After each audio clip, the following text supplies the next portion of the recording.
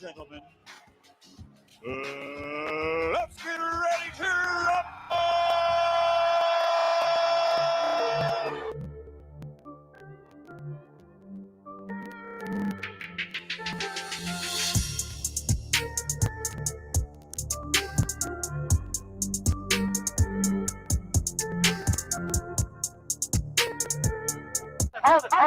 Hold it, you're not that pretty. I'm a bad man. I shook up the wall. I shook up the wall. I shook up the wall. I bear witness, there's only one God, Allah, and Muhammad is his final messenger. That's what I said, Larry, on the bungle fight. Thanking you. They call me the problem, but you could call me the can man, because anybody can get it. Africans, Americans, Dominicans, Mexicans, anybody can get it. How y'all doing, ladies and gentlemen? Welcome to another edition on Split Decision. With me today, I have the one and only Bill Trill Haney. How you doing, Bill? Welcome to Split Decision. Assalamu alaikum. Rahmatullah. How are you? Wa alaikum assalam wa rahmatullahi wa barakatuh. Pleasure having you back on the show, Bill. There's been a lot of questions from the fans when it comes to Devin Haney next opponent, because it seems like, you know, just like every other time, nobody want the smoke. So starting off with JoJo Diaz, he promised the fans and Devin Haney that he will fight Devin in November. Where do we stand today when it comes to that fight? Well, I mean, it's hard to get it out. You know what I mean? You know, we want to say November. I mean, because we started out saying October, then, you know, JoJo mentioned November, and now it's turned out that it might be Juvember. You know what I mean? It might not happen at all, because both him and Oscar De La Hoya, who I hope to him to have a speedy recovery. I know he's going through some tough times right now fighting that virus. And of course, we, you know, wish all wellness to him and his family a speedy recovery. But he mentioned before that, you know, Devin should look to do something else, right? And once again, this is a time that a fighter has, you know, and I don't want to go too fast with the audience. You know, I want to do it slow, but I mean, it's happening so fast, because a lot of people doing the same thing, doing the same pattern, in the sense of what JoJo Diaz did before the fight is promote his fight using the fact that he was the interim champion and he would be fighting Devin. No different than what Ryan Garcia did as well when he was fighting Luke Campbell to fight Devin. The only difference is that we didn't go to the fight. We went to the fight in Dallas, Texas, for that great night of boxing down there, I believe, at one of those Texas stadiums in Arlington, I believe it was. You know, and we thought, for all intent purposes, we were making that trip out there, and it was going to be Ryan Garcia. You know, Ryan Garcia then called for Gervonta Davis, which it seems to be a pattern with guys that are in a position to fight Devin, to then start calling for Gervonta Davis. You know, so then he subsequently had his mental breakdowns, for all intent purposes. You know what I mean? And we wish him a speedy recovery with his. It's just hard to figure out when he's healthy and when he's not healthy, and when we should take him serious. You know what I mean? So, and you know, the fight with JoJo Diaz is kind of like, JoJo Diaz, are you jumping on a healthy man? Is Ryan Garcia healthy right now? And is that fight even a possibility? So we gave ample amount of time for JoJo Diaz under these circumstances and these patterns that we've been seeing. We reached out to MTK Global, right? His management company that he spoke so eloquently about, you know, after the fight, as well as the time in which he spoke with me personally on the Boxing Voice. And, you know, we did the due diligence, as the fighter said, to reach out to his team. He said that he would reach out to his team as well, right? And we made a handsome offer, an offer that was sizable to any other purse that he's ever gotten. And you know, it was still no response. It was still no response back. It was conflicting messages being sent back. And of course, I know MTK was open to negotiate it, as they did have conversations with us, with our team. And, you know, but it was to no avail, with no help from Ryan Garcia and JoJo Diaz, both promotional partner, and Oscar De La Hoya. No, there was no help in the negotiations between them. And we find that to be ironic, because we just fought Jorge Linares, and we were able to make that fight happen on DAZN. So we thought that this would be a seamless agreement that could be made, you know, without a question on DAZN between all of us, but it didn't happen. But I'm starting to believe, because I talked to JoJo, and JoJo said he asked for the Javier Fortuna fight, and he also said that he was going to demand the Devin Haney fight on all accords. I'm starting to believe that that he's not the person that he said that he was, that he said that he is. You know, so who do we have next? Well, this makes it the third mandatory that officially turned down a fight with the champion Devin Haney, the first time in history. So with that fact being stated, do you see, you know, of course, JoJo Diaz, like I said, he promised the fans and Devin Haney that he's going to fight in November. So is this a capdemic in the sport of boxing, that fighters keep promising the fans fights that they don't fulfill? Well, I mean, you know, it's definitely, this is reminiscent of some of the pretty boy days, where you go back and see, as a fighter, Floyd, and him demanding the fights early on and not getting the guys to fight him that he was asking for. I think it's more a tribute to what Devin brings to the ring, and not necessarily anything that they're doing deliberately. I think that they're being a bit facetious, in the sense of that when they do speak about Devin, and then it comes down time to make the fight, that you're not giving Devin, you know, you're not even negotiating it, right? You're not even doing it in good faith when you're speaking. You're not even speaking and giving your team full reign to negotiate it, right? You haven't spoken to your team about it. You know what I mean? So there's a lot of these fighters that come out and they're not in unison with their team, and I think that's just you know, and I think they know it as well. I don't think that it's something that they're doing and don't know, you know, because you should be able to call your promoter and say, is this fight available? Is this something that we're going to go after, right? It's and you should see more of the promoters and the fighters coming out and saying something at the same time, similar to what you've seen with Devin and Eddie Hearn. In your opinion, why would JoJo want to fight a guy like Ryan Garcia, coming off anxiety? Also, you know, he's not a champion. And Ryan Garcia, I believe his last payday was between $250,000 to $300,000.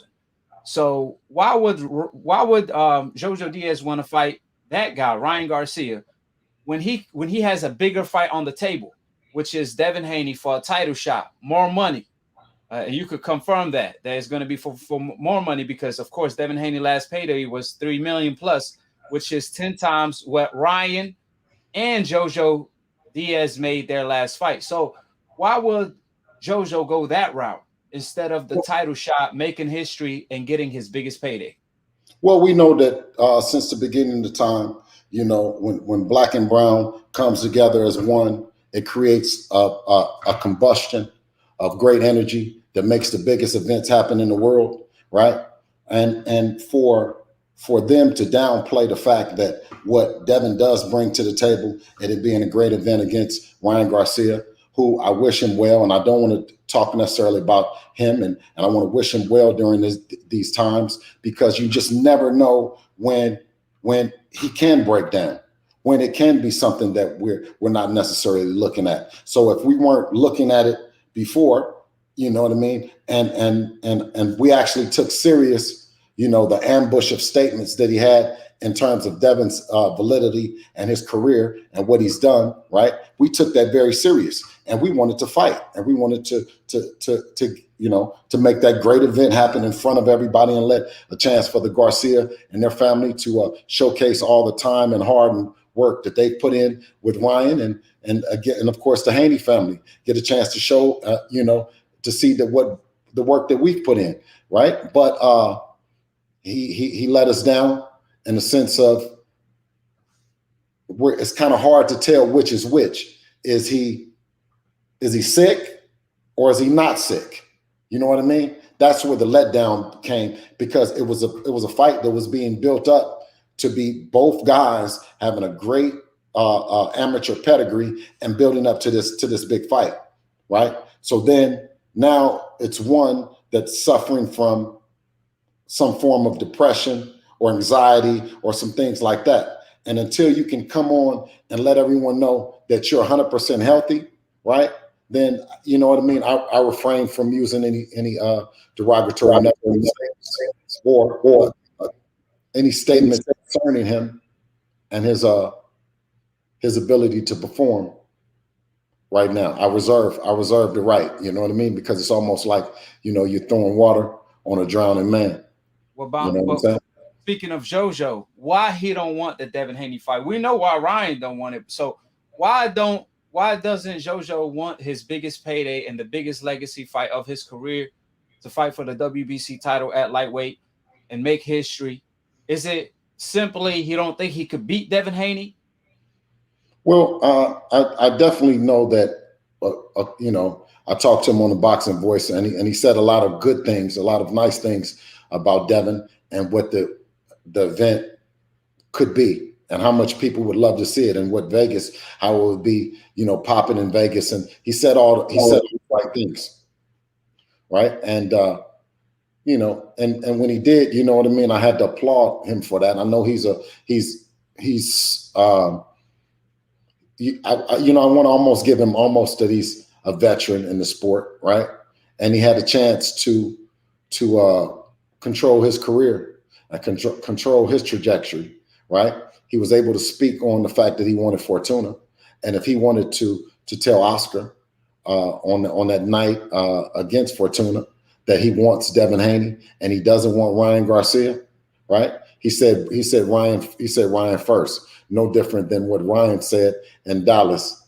He wanted Tank first, right? So it's starting to be this thing where fighters are saying they want this fighter first, and then they want Devin, but they're using that to promote their fights. There's clearly an avoiding pattern there. And I just want to read a super chat salute to Trio Bill, always making himself available to the people.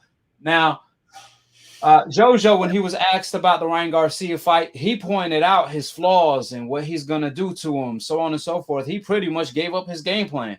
But when he was asked about Devin Haney, he never mentioned how to solve the Devin Haney puzzle. So does that seem to be what it's all about? Now, who is this, AKHi? Who did you say that was? JoJo Diaz. When he was asked about Ryan, he pretty much gave up, you know, he gave the blueprint to how to beat Ryan, but when he was asked about Devin, he didn't mention anything about Devin or how he's gonna fight Devin. So is it, you know, does it all come down to that he don't think he could win the fight? Is that why he not taking the fight? I mean, the fight is you guys send him an offer. Yeah, well, I've heard that, you know, he doesn't favor the style matchup, right? And you know, rightfully so. What we've built, you know, here and in Las Vegas is something that you know, it's not going to be a great style for any fighter because of the adjustments that Devin makes in the ring, and he's only getting better. So, you know, like I said, I don't want to necessarily say that JoJo, you know, is a duck, but he definitely ducked Devin. And the last question on that: do you think mandatories should be kicked out of their position? The interim champion, should he be kicked out of his position if he ducks or avoids? Well, you win nothing. You win nothing. You know what I'm saying? So his position, him being kicked out of his position, if he doesn't want to fight the champion, then you know what I mean? You know, because the champion doesn't win anything by fighting him. Yeah. Well, what I'm saying is, it seems like they all waiting, Ryan, JoJo, and everybody, T.O., they waiting on Devin to leave the lightweight division, and then, you know, Ryan and JoJo probably step up to the plate to fight for that title. So, you know, that's what it seemed like looking in from the outside. Yeah, but like I said, is that so they got something to gain, because they could hold their position until Devin moves up to lightweight, and then they could fight for that title and become a champion without fighting Devin Haney. Yeah, well, okay. It to me, it doesn't it doesn't matter. It doesn't matter what they're doing if they're not the fighters that they say that they are. You know what I'm saying? So if they're not trying to walk the walk, talk the talk, and claim, you know what I mean, what Devin claims him to be, then we don't worry about him. You know what I'm saying? We've always said is they say everything, but let's fight now. You know what I mean? They say everything else, right? They never say let's fight now. They never send an offer and say, you know what I mean? This is on the table for you. We always got to come with what's on the table, right? But then they say signed, right? We need to sign somewhere. Sign for what? Right? What about negotiating a fight? What about negotiating a fight that a person doesn't understand? Yeah. They don't want to negotiate, then say send the contract. It don't work like that. Now, that Eddie Hearn, like you pointed out, he already sent an offer, but JoJo did not take it. Now, speaking of another fighter that was calling out Devin Haney heavy, Romero, he said that Devin Haney outpriced himself because he wants $8 million. Is there any truth to that? We have never received an offer or never have asked for any money from Mayweather Promotions, Rolly's management team, Rolly's trainer, nothing. We have never discussed money with them at all, right? First, what you do is you decide that which side or which company is going to come up with the money. And Mayweather Promotions doesn't believe in Rolly. They weren't putting up no money. You know, Leonard Ellaby wasn't talking about putting up no money and Rolly Romero, right? We could take him to the zone. I reached out to him, reached out to Eddie Hearn based on the comments that Rolly Romero was saying. He said, talk to him.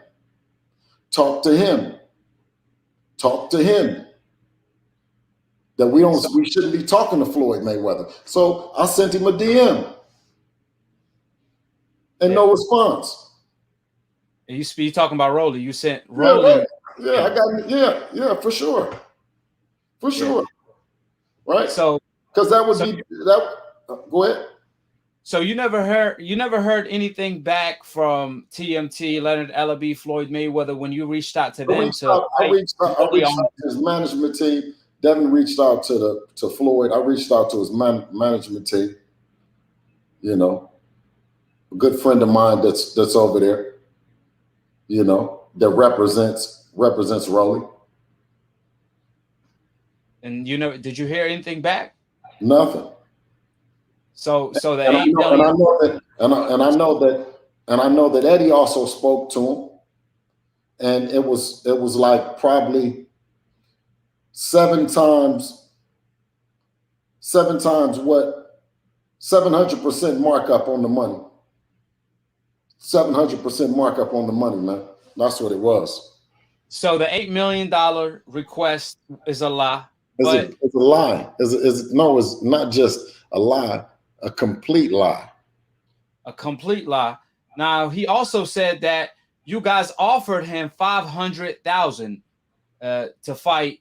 So is there any truth to that? You guys offered? No, it was more than that. It was a little bit more than that. Okay. Well, now Rolly said, he said on live that pretty much Floyd Mayweather don't tell him what to do. Nobody tells him what to do. Call me. And you reached out to him, like you said, you DM'd Well, him. he made 100. He made 100. He made 125 his last fight. You know what I'm saying? He made 125. So yeah, 800,000. You know what I'm saying? Is a great offer. You know, to someone that he feels that he can do all the things that he says about Devin. So you know, that 8-piece was on the table for him. Well, We New Media contacted Roller Team, his trainer Carmwell, nicknamed Bullet. He said if Devin want $8 million, which is a lie, like you confirmed, they want $4 million. So Rolly is requesting $4 million to fight Devin. What's your thoughts on Rolly requesting $4 million to fight Devin Haney? Well, he can ask for what he wants to ask for, you know. Now, that's whether or not DAZN would want to give him $4 million for it, right? But if he wants $4 million, if he wants $4 million, then what does he say? He's a little bitch, and he say that he don't got nothing. He don't got no belt. He ain't got no nothing. So $4 million, you know, only thing that we ask these guys to do is to tell the truth. That's all. We ain't asking. We ain't saying what your money, what you should be getting, or what you can't get, or nothing like that. We've never said to you what we wanted. You know what I'm saying? Because we know what we want. You guys can't pay for it. We know that you guys can't negotiate for it. You know what I'm saying? I do all that. You know, me and Eddie sit down and we talk about it. And Devin has been the highest paid lightweight, right? Well, lightweight coming in the game, right? In quite some time. So the business that we've been handling is great. We do great business. We don't fall out with people. You've never heard us fall out with people. You've never heard us talk about no promoter in no negative way. You never heard us talk about no lawsuits or no shit like that with nobody. And we sat down with the best in the game. But you know, a lot of these guys I learned that, they like,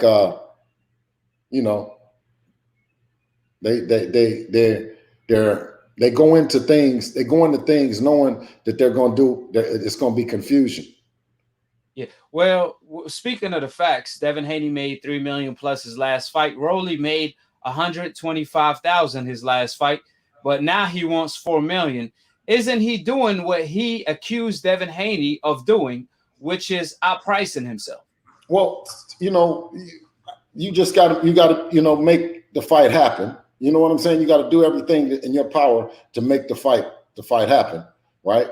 When the fight doesn't happen, then that's on you. You know what I'm saying? If you asking for money that will not make it happen, you can ask for $10 million like Tio did when he met up with Eddie Hearn. You know what I'm saying? Right? So it's just one thing. Yeah, well, do you think Rolly brought up the $8 million and started pretty much trolling Devin, taking it a different direction than just turning down the fight like he previously did? Because he already said Devin is irrelevant. He's a waste of my time. Pretty much, he said he won't fight him. He don't want to fight him. He'd rather fight Tank. So, and he want to fight Tank. That's what he claims, right? So, do you think he started mentioning the $8 million because he wanted to take a different route, maybe a page out of Teofimo Lopez's book? Absolutely. The man's a super troll that's saying that he is becoming famous by talking shit. Like, come on, man, get out of here. Get back to boxing, man. Let's get back to boxing. Let's get back to boxing because last time we heard Rolly Romero done retired, so we got So he's you know what I mean. Listen, he's if you don't like the offer that I got for you, then send us an offer. You know what I'm saying? Right? Everybody talk their shit, but I mean, send us an offer then. Yeah. Right? Yes, sir. Well, like I said, Devin Haney, when he was trying to fight Ryan Garcia, he pulled anxiety. Rolly done, retired because of OnlyFans. Now getting back to, the other topics, Teofimo Lopez said Devin Haney setting up another fight for November. When I'm going to fight in November on my home ESPN. What's your take on that? Even though he hasn't fought in October, which is last year, almost a year till the next time he fights. So, what's your take on that? I mean, here we go with some more bullshit, right? If Teofimo Lopez wanted to fight Devin, he didn't have to fight Kambosos, right? He did everything in his power to get into the fight with Kambosos, then to not get into the fight with Kambosos, to go to Australia, where he was supposed to have a sold out stadium, to not have a sold out stadium. Listen, what I'm telling you is he's talking about Devin once again before his fight to make the people. It's a pattern, you see. It's a pattern. It's always a pattern that they, right before the fight, they get the people anxious to go see the fight because nobody is paying attention to his fight, right?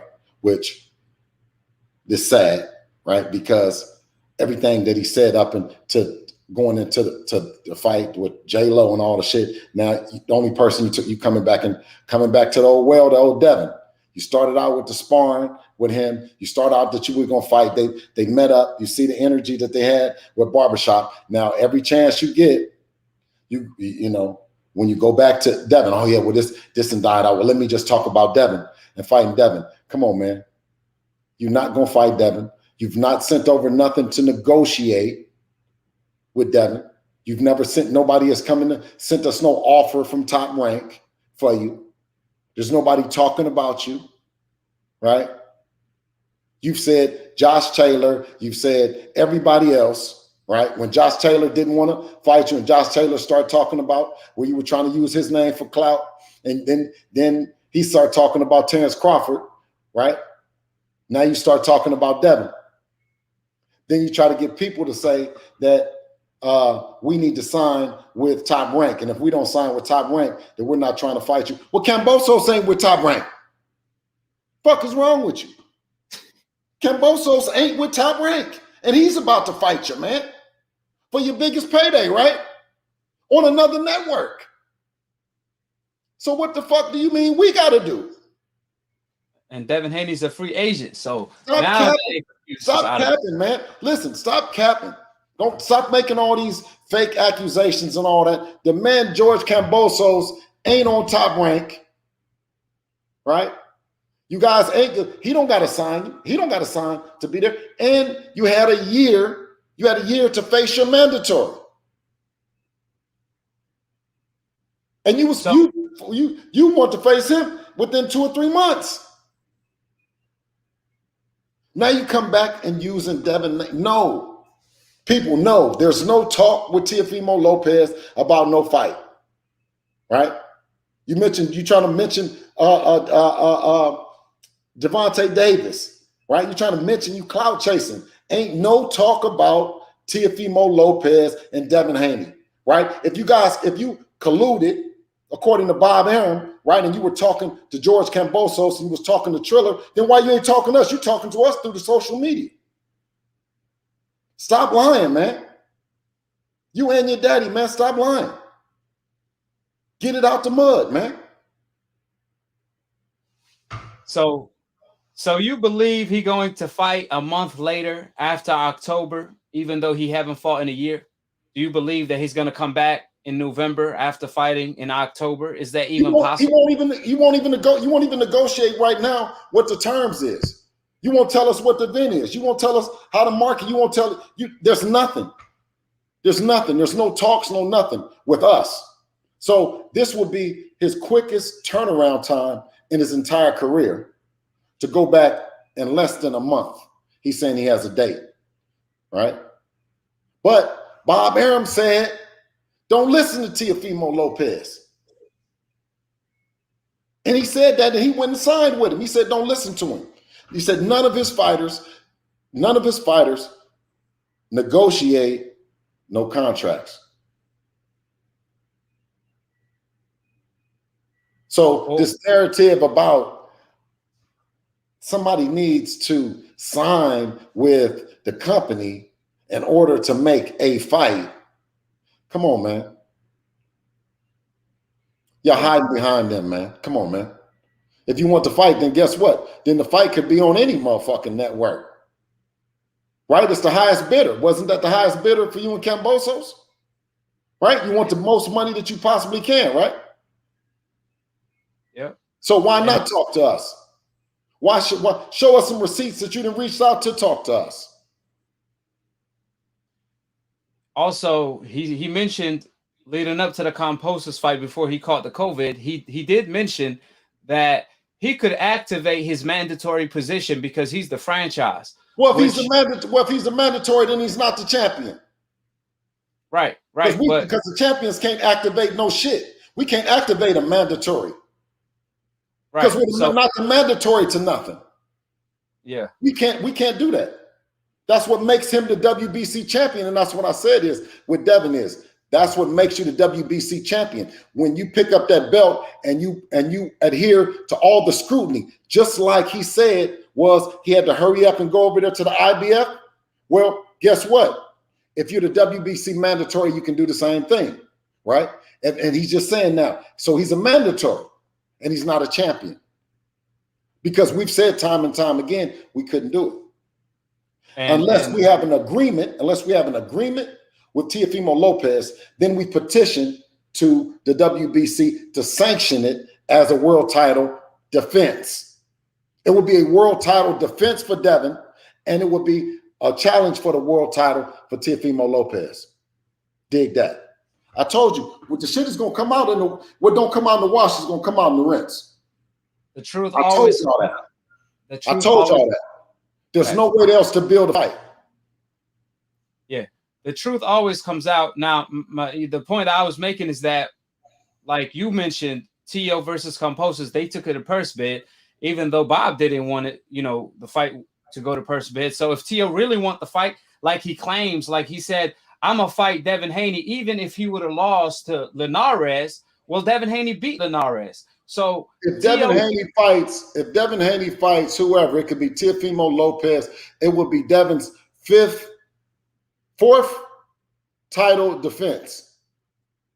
Yeah. It would be the fourth world title defense against whether it be JoJo, the interim champion. It could be whoever. It could be the silver champion. It could be whoever. But it'll be a world title defense for Devin. Yeah. And the point, like I said, that I was making is that if Tio really wants to fight, he could take the fight to purse bid by activating his mandatory with his franchise position. That way he could force the fight. So even if Top Rank doesn't want the fight for perhaps, right, the fight automatically goes to purse bid. And we all know Top Rank and ESPN want the fight because that's a big fight. That's a mega fight. And that's Tio's biggest payday to this day. So with the facts being laid out, Devin Haney said on Twitter, he said, let me tell you something.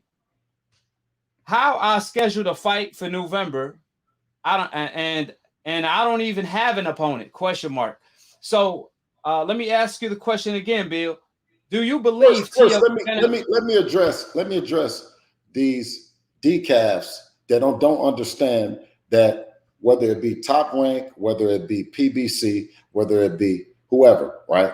Now, I'm not going to tell you that something that you don't already know, that the companies control the rankings, right? And they have different power and pull with sanctioning bodies. You see what I'm saying?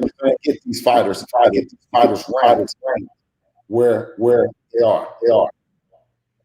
Now, when we talk about who Devin has fought, well, fuck who he's fought. How did he get to the top? And if you don't want him at the top, then knock him off.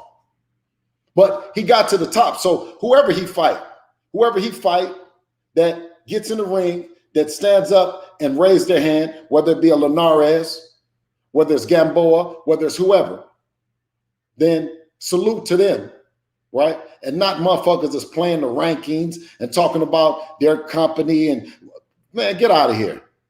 Get out of here. Devin at the top of the game, and if you want to fight him, then you'd fight him, right? And whoever the fans is and all that, just talking that bullshit about ranked and all that other shit, Dev is ranked higher than him. So what he should be trying to fight them, or they should be trying to fight him. Exactly. Devin is a world champion. They not. And in order for Tio to become undisputed, he has to fight Devin Haney because he's clearly not. And that's a fact, according to the history books.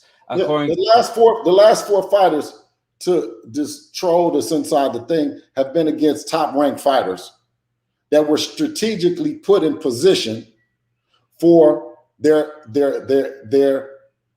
franchise fighter, right?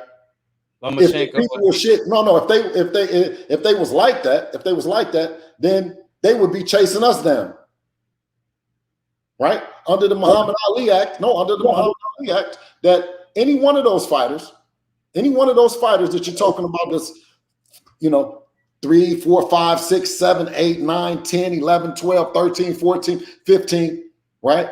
If they want to fight and their promoter can't get them to fight, right, under the Muhammad Ali Act, they can make a call to negotiate the fight for better money. Like a promoter can't deny you an opportunity to eat. And if they can't eat on this network, then they could solicit to another network, right? And if we over here and we got the bag and we sweet, then come on, call it. Call us. But don't claim, we claim WBC world champion, and anybody can get it. You know what I'm saying? We're not picking and choosing, right? It's the ones that raise their hand and continue to, don't just tweet it out. Because when we said Richard Comey, when we said, okay, Richard Comey, what's happening? Richard Comey, what's happening? Right? He don't got to fight. We don't got to fight. Right? Yep. So that's great information that through the Muhammad Ali Act, fighters could actually make things happen with other fighters on other networks if they really wanted to. Absolutely. Absolutely. Yeah. When you talk about a promotional outfit or company, the company then works for you to promote you as a fighter, right? They're not there to hold you back, right? And that was the thing with our relationship with Eddie that maintains. He's never did anything to say, okay, well, you can't go make this fight happen over here on this network or on that network. I mean, that's asinine. That's asinine for us to work so hard to come so far, to just only come this far that we're not able to go do it. But when we talk about a fight, right, it's one thing, right? No different than Canelo, who was just working with Eddie, who went to make a fight with Caleb Plant, and maybe make another fight or maybe make another fight. But what he's doing and what Floyd have done have shown that these things can work. Right. Things like that can work. Facts. Now, I do want to ask you this question, and I want you to answer this question specifically. Do you believe Tio when he says he's going to fight Composers in October, and then he's going to turn around and have another fight in his home, ESPN, in November? Do you believe him that he's going to have a fight in November? No. And when you talk about everything that goes into having an event and then making you in the next event, from marketing, promoting, from drug testing, from everything like that, I don't see it happening. It's less than it's less than a month. Yeah.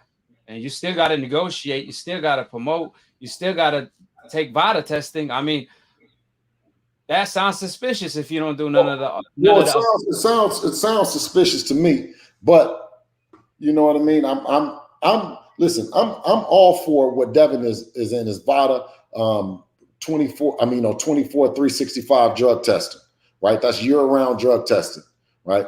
The thing that I celebrate, what Snack is doing, and I'm 100% behind Victor Conte and what he's bringing to the table in the sense of being a reformed drug chief. So he knows who's cheating.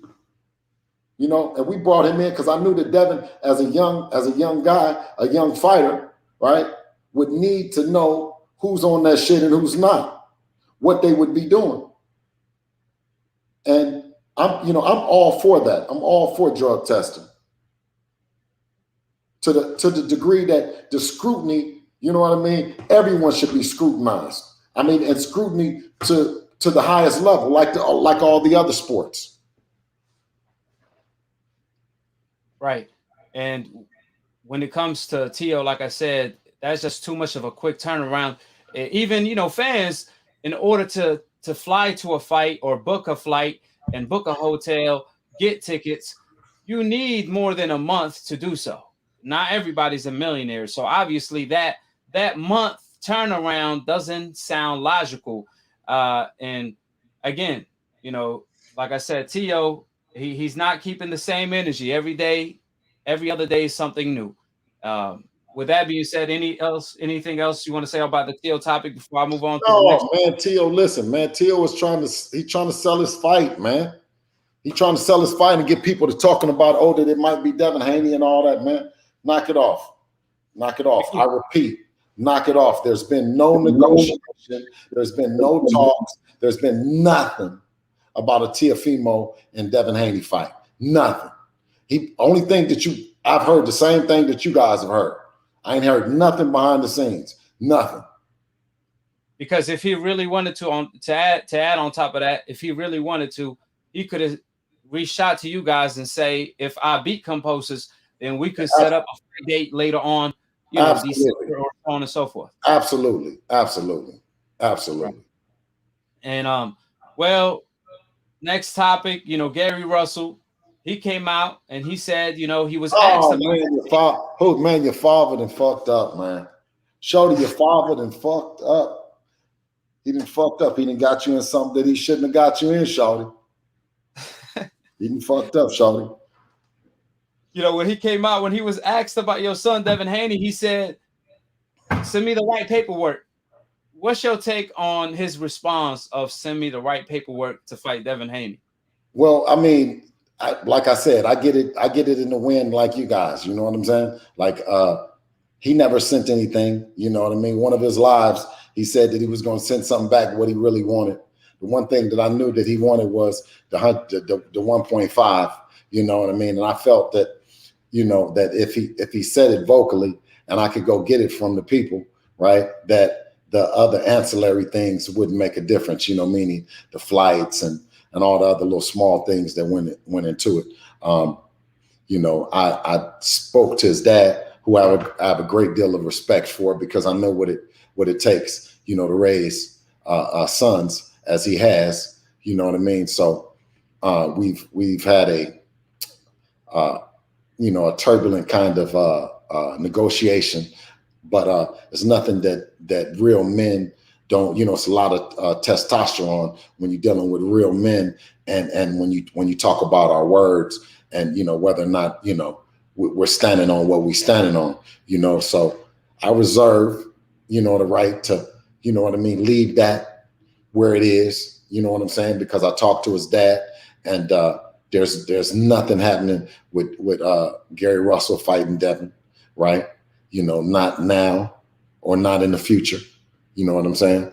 And I'll take that as a respect that he spoke to me, and he spoke so candidly to me about it. You know what I mean? And I've nothing bad to say. I've nothing bad to say about what he's done as the champion he is at 126 pounds. So when you spoke to Gary Russell's father, what did he say again in particular? Well, he just said that the fight is not going to happen. And why is that? Well, I mean, just when a father tells you that, you know what I mean, his son is not fighting your son, then you know what I mean. It's one of those respect kind of things. You know what I'm saying? And the things that he shared with me, reasonings and stuff like that, I like to just keep that personally between two fathers. Okay, well, yeah, that's interesting right there. Now, after you guys gave Gary Russell the 1.5 million at the time. He added stipulations. You guys adjusted everything on the term sheet. However, he still wasn't satisfied for whatever reason, and he said he went on live like you mentioned earlier, and he said that he was going to sent you guys a term sheet. He wrote his own term sheet. He showed it on live, and he said he was going to send it to you. Did he ever send that term sheet? No, I never received a counter, offer, or you know what I mean. I never sent any red lines through the agreement, or you know what I mean. I never got an email just saying what to send back over, right, or anything like that. There was no transmission, right. So I did my due diligence with having respect for him and his father and what the Russells have did in boxing thus far, which I have a great deal of respect for, right? I reached out to his dad, right, and spoke to him as I'm speaking to you now, right? And it was enough said. He spoke as a man. He spoke real to me. He didn't beat around the bush, or do no faking or playing. You know what I mean? So, that's what it was. But like I said, is with him being at 126 pounds, I know that it's a challenge coming up to face Devin. And as much as he's did at 26, I don't, take any stripes, off of him, right? I just felt that, I think that he's a great fighter, but like I always it's something special about Devin. Yeah, well, just to clarify for the last time, the term sheet Gary Russell wrote on his own and said that he was going to send it to you and your team. You never received that term sheet. Never. After we sent out the initial term that Eddie Hearn confirmed, you know what I mean, through social media, as well as Chris Maddox going on DAZN and also confirming it. We have heard nothing back since then, right? And like I always said, is that the fight, we thought highly of the fight because we think highly of him, right? We know that he has a very endearing fan base that we respect a whole lot in that DC, that DMV area, and you know what I mean. He's been an incredible champion. Devin would be willing to put his O and his career on the line because he wears it on his sleeves. He wears everything on his sleeves. Gary Russell had said some things in social media, and once Devin gets going about wanting to fight somebody, it's hard to turn him back. Yeah. Now, the last question of the day: whatever happened with the Comey fight? He called out Devin on Twitter, and Eddie wanted the fight. Devin Haney responded. He said he wants the fight. DAZN wanted the fight. So whatever happened with that? Repeat the question, brother. I said, Comey, he came out and called out Devin on Twitter. So whatever happened with that fight? Because I know Devin responded, and Eddie and even DAZN, they all. I talked to Lou, and I know that Lou has an offer that's he's considering with Lomachenko, right? And it's to me, it's like, okay, well, if Lou, if you and Richard Comey, if they decide that it's the Devin Haney fight that they want to make, then we'll make it happen. So they're not interested in the Devin Haney fight? Well, I don't know if they're more interested in the Lomachenko fight, or are they using the Devin Haney fight to give them leverage against in the Lomachenko fight, or vice versa. I don't know. I'm not 100%. Well, from the sounds of it, I appreciate the super chat, my brother. Salute. From the sounds of it, Devin Haney doesn't have an opponent. So, man, I'm gonna raise my hand. I take that money. And get in the ring with Devin, because it sounds like we're not gonna have an opponent. So there's money and a date available, and there's no opponent. Nobody want to take the fight to fight for a world title for their biggest payday. Absolutely. And fighters are fighting on on all kind of different networks and all kind of things like that. You know what I'm saying? So, you know, listening to anything that Teofimo Lopez has said, I would encourage people to just don't listen to Teofimo Lopez. Bob Arum has said, don't listen to him, right? He has proven that what he's saying, he needs to let his team do the talking, because you know what I mean, he's clout chasing big time. Well, the worst weapon in the world is a microphone and a camera. So everything you say is recorded, and every time you contradict yourself, the public is aware of it. So with the facts being laid out, like I said, we at the moment, you know, from the recording of today, which we are live, there's a money, there's a date, a month, we should say, and nobody want to fight Devin Haney. And I ran out of names. And then you don't tell us what to do through no reporters or through none of that. You reach out to us. Don't tell us not to get no money or not to wait or do none of that. Man, get out of here, man. You know what I'm saying? Because then as soon as you say that, as soon as you send over, if you text that, give us a guarantee that we are waiting on what? Boom, boom, boom, boom. Right? Send it. Don't say just wait like you know what I'm saying? Like Devin, you know, I don't know if y'all thought we was bitches over here. You know what I mean? You keep saying it, but you know what I mean? So you think that you gonna treat us like a bitch, right? That's what you're not gonna do. Yeah, nobody. Period. Why will Devin Haney wait on Tio when Devin Haney's making more money than Tio? I mean, and he's fighting on the same month or the month right after Tio. So it don't matter. No, waiting is we can wait. Send us the right information to say what we waiting on. You know what I mean? I'm just, you know, I told you, I'm saying is they think that you know, they think we like some of these other fighters and teams, you know, but ain't no bitches with us, man. You know, ain't none of that shit. You know, check our files, man. We ain't on that bullshit, you know. You know, just tell them, and then you get a few trolls and a few people talking about, you know, just wait for nothing. What? Wait for what? You're gonna fight when, where, what? Yeah, right. Send it over. Yeah, for sure. Now, like I said, I had a hit list for you. I had all these names, and you know, we done knocked off every single name. And hopefully there's somebody gonna pop up, because you know Devin obviously need a fight, and there's a lot of money available for a title fight. So hopefully somebody will step up to the plate. Until then, anything else you want to say, Bill, to the fans? Your last remark on anything?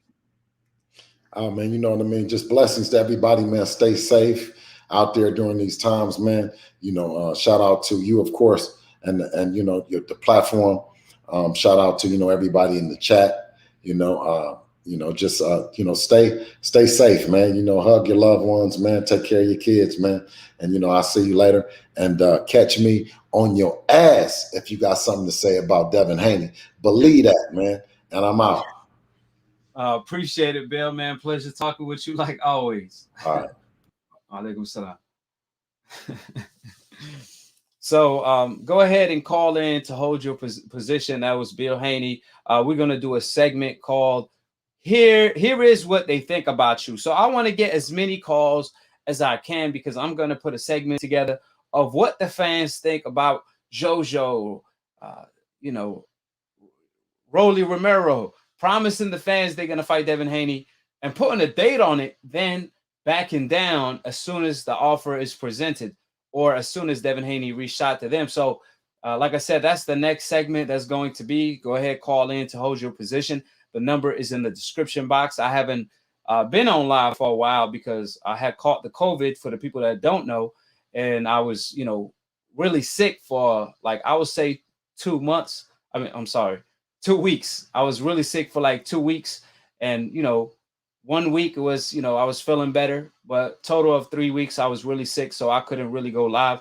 I think my temperature went up twice to like 105 I had a fever and I nearly passed out twice. I had to put cold water on my face and just, you know, keep drinking a lot of medicine. I wasn't aware that I had COVID. Is the reason why, you know, I ended up with such a high fever, because my daughter had gotten sick. I took her to the clinic and they tested her for both COVID and RSV. I believe she tested positive for RSV, but not COVID. So I thought I had RSV the whole time. Apparently I had COVID. And, you know, luckily, alhamdulillah, my daughter didn't get sick with the COVID, because apparently kids don't get affected as much with COVID as old people do. I don't know why that is. So, older people do, which, like I said, I don't know why that is, but nevertheless, you know, ended up catching COVID. And because I didn't treat it right, I wasn't taking medicine. I was trying to like have my immune system fight it. I ended up, you know, having a high fever, which really gave me a hard time. Like I said, it went up to 105 twice, but nevertheless, alhamdulillah, I'm COVID free now, and my body is introduced to it, so I'm all goody now. Will Devin Haney move up and fight? Yeah, of course. You know, Devin Haney is going to move up to 140, but he's trying to make the biggest fights happen at 135, because 135 is very packed. We got JoJo, Loma, T.O., Javante, Rolly. I mean, I could just go on and on and on. There's a lot of great names, a lot, you know, but the fights got to happen, you know. But when you have Devin Haney on mandatories on the zone turning down the fight, I mean, yeah, he needs to move up. But if he does move up, then they're going to fight for his title. So I think he should stay at 135, you know, make these guys look bad. And then once he move up and they fight for the title, they're going to expose themselves of being frauds. Also, there was another super chat I think I missed while I was on the live. Frady said, as a boxing fan, I like to watch KOs or haymakers all night. Hashtags Tank, Spence, Teofimo, Wilder, Canelo, Benavidez, Charlo. If Haney had power, ... Well, you know, yeah, you could say that. But, yeah, if you like, you know, knockouts, everybody have their own preference. But nevertheless, Devin Haney, he got knockouts before. You know, if he don't have no power, then his opponents will walk right through him. And one thing for sure, and two things for certain, Muhammad Ali, the most popular fighter of all time, he didn't have knockout power. Floyd Mayweather, when he moved up 5 weight divisions, he wasn't no longer getting knockouts because he was fighting guys 20 pounds bigger than him. And obviously, Floyd Mayweather was a boxer by the time he made it to 147 and 154. So he still generated the biggest pay-per-views, and he has the biggest highlights on YouTube. Why? Because it's all about hit and don't get hit.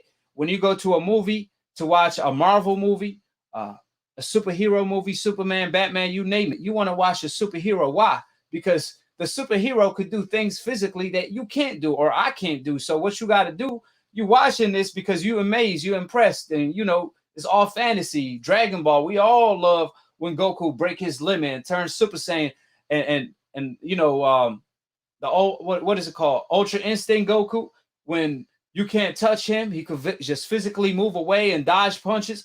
Well, guess what? That's what Devin Haney do. That's what Shakur does. That's what Sweet Pea Whitaker did. That's what Floyd Mayweather did. That's what Muhammad Ali did. And that's what made them popular. And that's why people would love to watch them. You could hate, but you still gonna tune in. So at the end of the day, we all know what time it is. You probably interested in that. I'm more interested in seeing fighters with skill because they could do things that I can't do physically. As far as knockouts and KOs, you could see that in a street fight all day, every day. But as far as skill, dodging punches like the Matrix, you don't see that all the time. And we see Lomachenko when he move around for like 6 rounds, lose every single round, and throws a punch every single round. He landed 6 punches total for the first 6 rounds against Teofimo Lopez, a fight he lost. I didn't hear nobody say he was boring. Why is that? Because he got the complexion for the protection to get the ultimate. He got the complexion for the connection to get the ultimate protection. We all know what time it is. So just want to respond to that real quick. Like I said, go ahead and call in to hold your position. And I'm gonna go ahead and pick up calls in a few.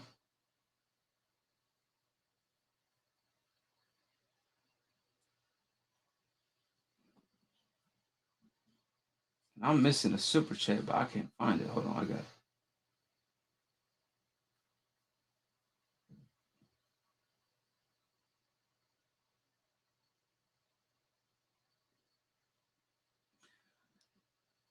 Assalamu alaikum, AKHi. Excellent commentary as usual. I'm very grateful to Allah for you and your daughter recovery. Allah governs all events. Oh man, I really appreciate that. Them were really kind words. And like I said before, you know, and see, this how I know it's the Tyson Fury lied when he caught the COVID, right? Because when I first caught the COVID, I wasn't aware of it, right? And it took me 3 weeks to recover. And for 2 weeks, I was going through a whole lot. That's why you guys haven't seen me post contents or go live as usual because of that. I was really sick, right? Like I said, my fever went up to 105 twice and I nearly passed out. And I was sleeping. I took medicine, slept, and my fever still went up to 105. So the point I'm trying to make is that ain't no way a person that had COVID could go to a bar and drink without a mask on and take pictures with fans at casinos, bars, at car dealerships without a mask on? Hello, is anybody home? I mean, what about the COVID protocols?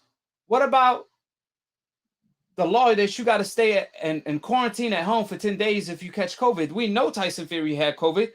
He was also aware of it because he tested positive for COVID. It was public news, right? So how was it a few days later, he's in casinos, bars, drinking, so on and so forth? That's how I know, like from personal experience, that he didn't have the COVID, because ain't no way you're going to have the COVID and be in the public area without a mask on, because then you're giving it to everybody. Now, guess what? You're harming the community. You're harming the community. And if you don't have COVID, then guess what? You lied to the community. Either way, Tyson Fury is a bad eye and is a bad look on Tyson Fury's behalf.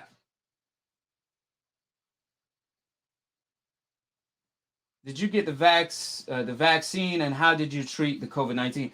I didn't have the, I didn't get the no, I did not get the vaccine. I just, I had COVID. It felt like it was just a normal cold to me at first, but it got worse because, like I said, I wasn't taking medicine, and because I wasn't taking medicine, I wasn't treating it right, thinking it's a regular cold. I usually allow my immune system to fight the cold. However, because when my temperature went up to 105 the first time, I immediately find out it's probably something more serious. So when I got tested, in the hospital, they gave me the results 45 minutes later, which I was impressed. I thought you need a couple of days to get your results like some other places. But when I went to the, hospital over here, they gave me the results 45 minutes later. And when that happened, when I found out I had COVID, I just started taking medicine. I was taking Tylenol. And if my temperature's still up, because I had the 8-hour Tylenol, what I do is take Advil in between, like every 4 hours. Not every 4 hours. Like I take Tylenol. That's an 8-hour medicine. And in between, I take Advil. Then 8 hours later, of course, I take Tylenol. But I didn't have to do that for a while because my temperature went down. But then, of course, I had like my lungs. I felt like, every time I was talking, I would cough. And that's why I couldn't do a lot of videos. But nevertheless, man, I appreciate you guys checking up on me and always, sending me good wishes. Alhamdulillah, everything is all good. My daughter's good.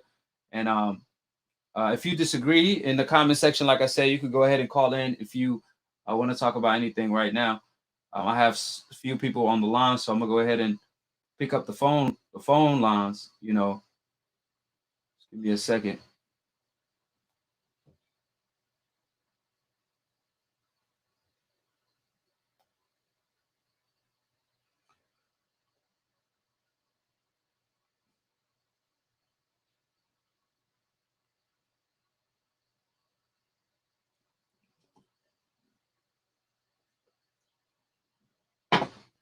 So I'm just opening up the That's already few people are on hold, and I'm gonna go ahead and pick up the phone lines right now. I got carried away talking about me getting sick, man.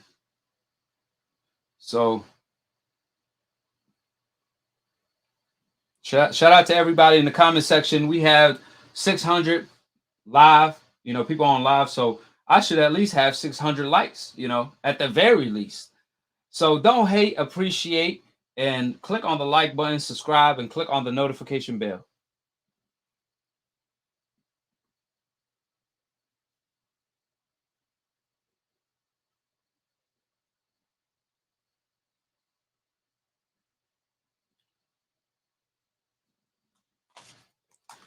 So in 1 minute, I'm gonna pick up the calls.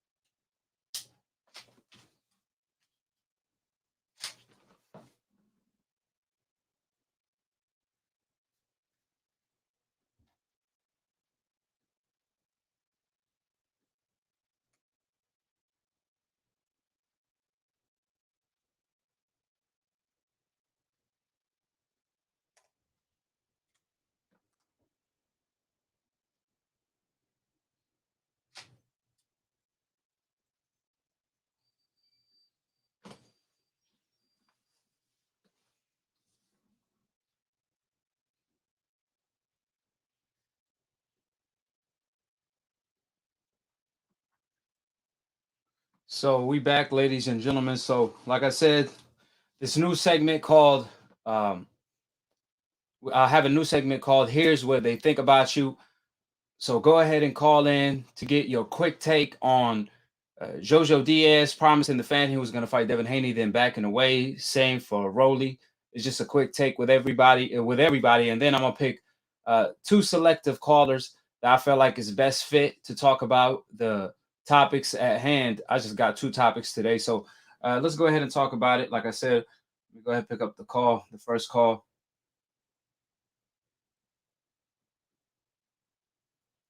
How you doing, AKHi? Who this is and where you calling from?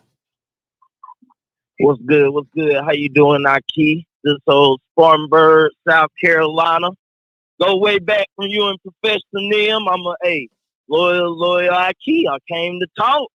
A lot of corrupt ish going on in boxing.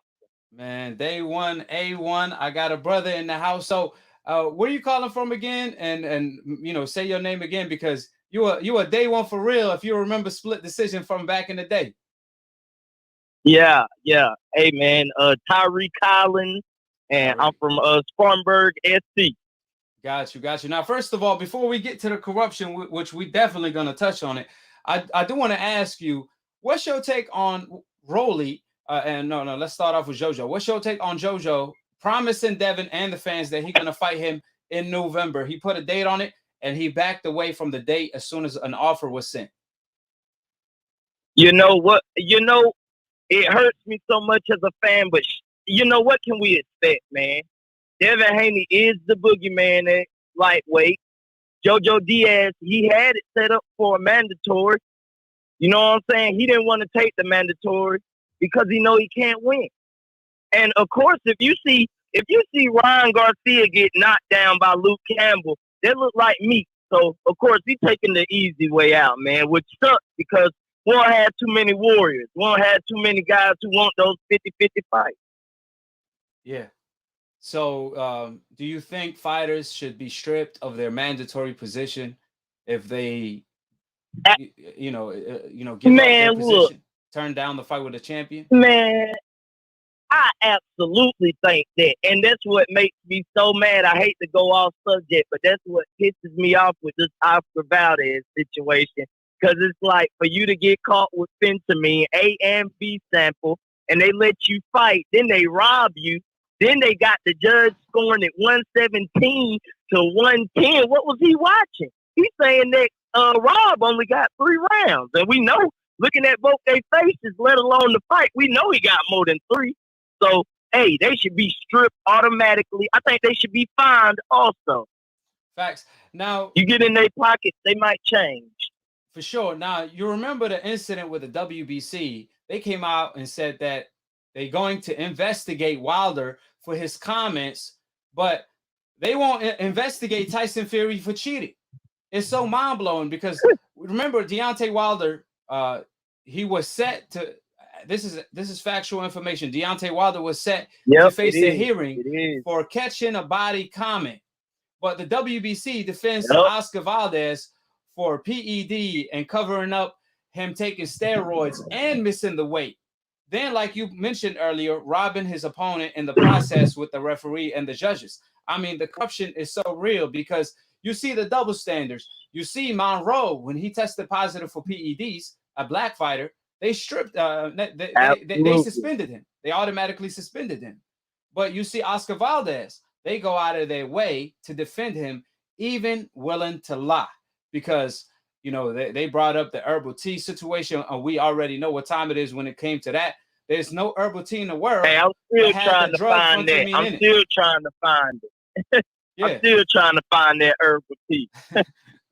So that's what I'm saying. There's no herbal tea in the world that got that drug phentermine in it. And, you know, it's crazy when they told Wilder at the time, questioning his mindset or his heart, you know, trying to question his character because of his comments. But what's mind-blowing is Muhammad Ali, you know, always rocking his shirt, my favorite fighter of all time because of what he stood up for. Muhammad Ali, absolutely, he always used to say, if you're going to fight me, increase your insurance. What do you think that means? That means is that your health is on the line because this is a sport where you can physically kill your opponent. We know Mike Tyson said, I'm trying to eat his children. Pray me to Allah. So what do y'all think that means? I mean, Mike Tyson was so violent. even Tyson Fury said the most outrageous things about Deontay Wilder and his pops, and they said they're gonna do this and do that and end his career and possibly his life, right? They saying all these things. Man, you know they backtrack. They Yeah, of just course, backtrack. of One course. second is we gonna knock him out, then the next second is his dad saying it's gonna be his toughest fight. We know what's up, man. One minute, just like we know with the COVID, that's a lie. 1 minute, they're gonna cancel the fight. The next minute they're gonna end his career. We know what it is, but the point I'm trying to make is that you didn't hear the WBC come out at any point or at any given time and warn Tyson Fury for his comments, but they go out of their way to, like I said, tell Deontay Wilder you can't say this, you can't say that, and they want to investigate him. I think that has to go with Mauricio Suleiman, man. WBC stands for We Back Canelo, We Back Cheaters. You know what I'm saying? It's a Mexican, you have a Mexican overseer, and I hate to put it like this, but when you have 4 people from one camp testing positive for PEDs, and yet and still, not only does the trainer get Trainer of the Year, they decide to increase combuterol levels for any other fighter who wants to use it. And then with Oscar Valdez, first he lies and says it's tea, which we obviously know you can't put phentermine in tea and sell it over the counter. So then he lied. Now he's saying he doesn't know. That's their last leg. WBC, they see Canelo as their cash cow, and that's why they had a WBC employee be that judge and judge it the way it was, man. And it's just sad. We watching really one of a bad dark age in boxing, man. And it's just sad that the champions, the real champions, get no love, but the Instagram fake get everything they want. Yeah, and the WBC is supposed to be an organization, but they behaving like a cartel. I mean, it's like the WBC is a dictatorship. Why haven't there been a new president for years? If it's a voting system, there should be an election every year, and we're supposed to have a president every other year, right? But instead, it's always it's like it's passing. It's like the presidency is always passed down from generation to generation, like it's a kingdom. Maurice Suleiman is the king, and Canelo Alvarez is the prince. That's what it seems like, because like you pointed out, I mean, it's like Canelo and his team can't do no wrong. Not one fighter, not 2 fighters, not 3 fighters, but 4 fighters. 4 fighters in Canelo Alvarez camp tested positive for PEDs, and 3 of them were not punished. Then after there were so many fighters testing positive for PEDs and steroids, fighters on the hope list or fighters from Mexico City, because obviously the president is Mexican, what the WBC did, like you mentioned earlier, he increased the combuterol limit, which basically you could cheat legally. They increased the combuterol limit, telling Canelo, hey, Canelo, yeah, you could take whatever you took before. You could implant whatever you took before, because now that we increased the limit, so you're not gonna get caught. Now Canelo could cheat legally, pretty much, and that's what they did with Oscar Valdez. Oscar Valdez tested positive for phentermine, and the WBC came out and said it's not a drug, it's not a PED. So why is it banned if it's not a PED? And he says it's equivalence of 3 Red Bull, as if you drinking 3 Red Bulls a day every day is healthy. That's a lie. I mean, it's a proven PED that help you lose weight, increase speed, endurance, and help you, like I said, lose weight, lose all the fat while maintaining the muscle. It increases your stamina. This sounds like a perfect drug. This is the perfect definition of a PED. This is exactly what steroids do. So how is it not a PED? And why is it banned the night of the fight if it's not a PED? Because obviously it clearly is. So it just shows you the type of corruption we're dealing with. They want to lie to our face and smile like we stupid. Like Victor Conte said. Stupid. They would treat us like we're the dumbest fans. Like, you can't use Google. And AKHi, I just hope you can continue to just wake the world up, man, because I'm in these comments on Facebook and Instagram, and I'm fighting for these boys. And it's so crazy that a lot of these people are just lost. They lost. They don't even know the truth. of what's really going on, man. So hey, keep on trying to get as much exposure as you can, brother. Yeah, man. And like I said, like I always say, I always put the whole truth together like puzzle every single time. So I always put the facts together. One thing about me, I don't talk my opinion. I always mention facts. It's always the whole absolute I truth know with me. this. So like I said, that's why when they come and try to debate me, they end up getting knocked out too quick because I don't argue. I educate. That's what these people don't realize. I only speak facts. I only mention facts. You never hear me talk about my opinion unless I'm predicting a fight. And 95% of the time, 99% of the time, I get my prediction right. So nevertheless, not to brag or boast, I do want to mention, one last thing. You see these double standards, like you see the WBC are racially biased, right? Because we see it in our face. Absolutely. We see Monroe, like I said, when he tested positive for PEDs, he couldn't fight. But when Oscar Valdez tested positive for PEDs, they defended him blind. We see when Adrian Broner mentioned anything about hold on, I think I got it right here. They call me the problem, but you could call me the can man, because anybody can get it. Africans, Americans, Dominicans, Mexicans, anybody can get it. Even my own AKHi can get it. Everybody know the motto on Split Decision. I didn't take it personal. A lot of people didn't take it personal because he was talking about everybody. Mexicans, Americans. He just talked about anybody can get it. It's a rhyme. It's a rhyme. Standard in there. Yeah, it's a rhyme, right? Just to throw another side double standard in there. But then you have guys like Tyson Fury, like Conor McGregor, and like Shakur was saying a few days ago, he goes up there and say, I'm gonna whoop your ass. Everybody cries about it, but you got Tyson Fury calling Deontay Wilder a Dosa, a B, a P, all this and stuff, and they love that. So that right there shows another double standard in boxing. Exactly.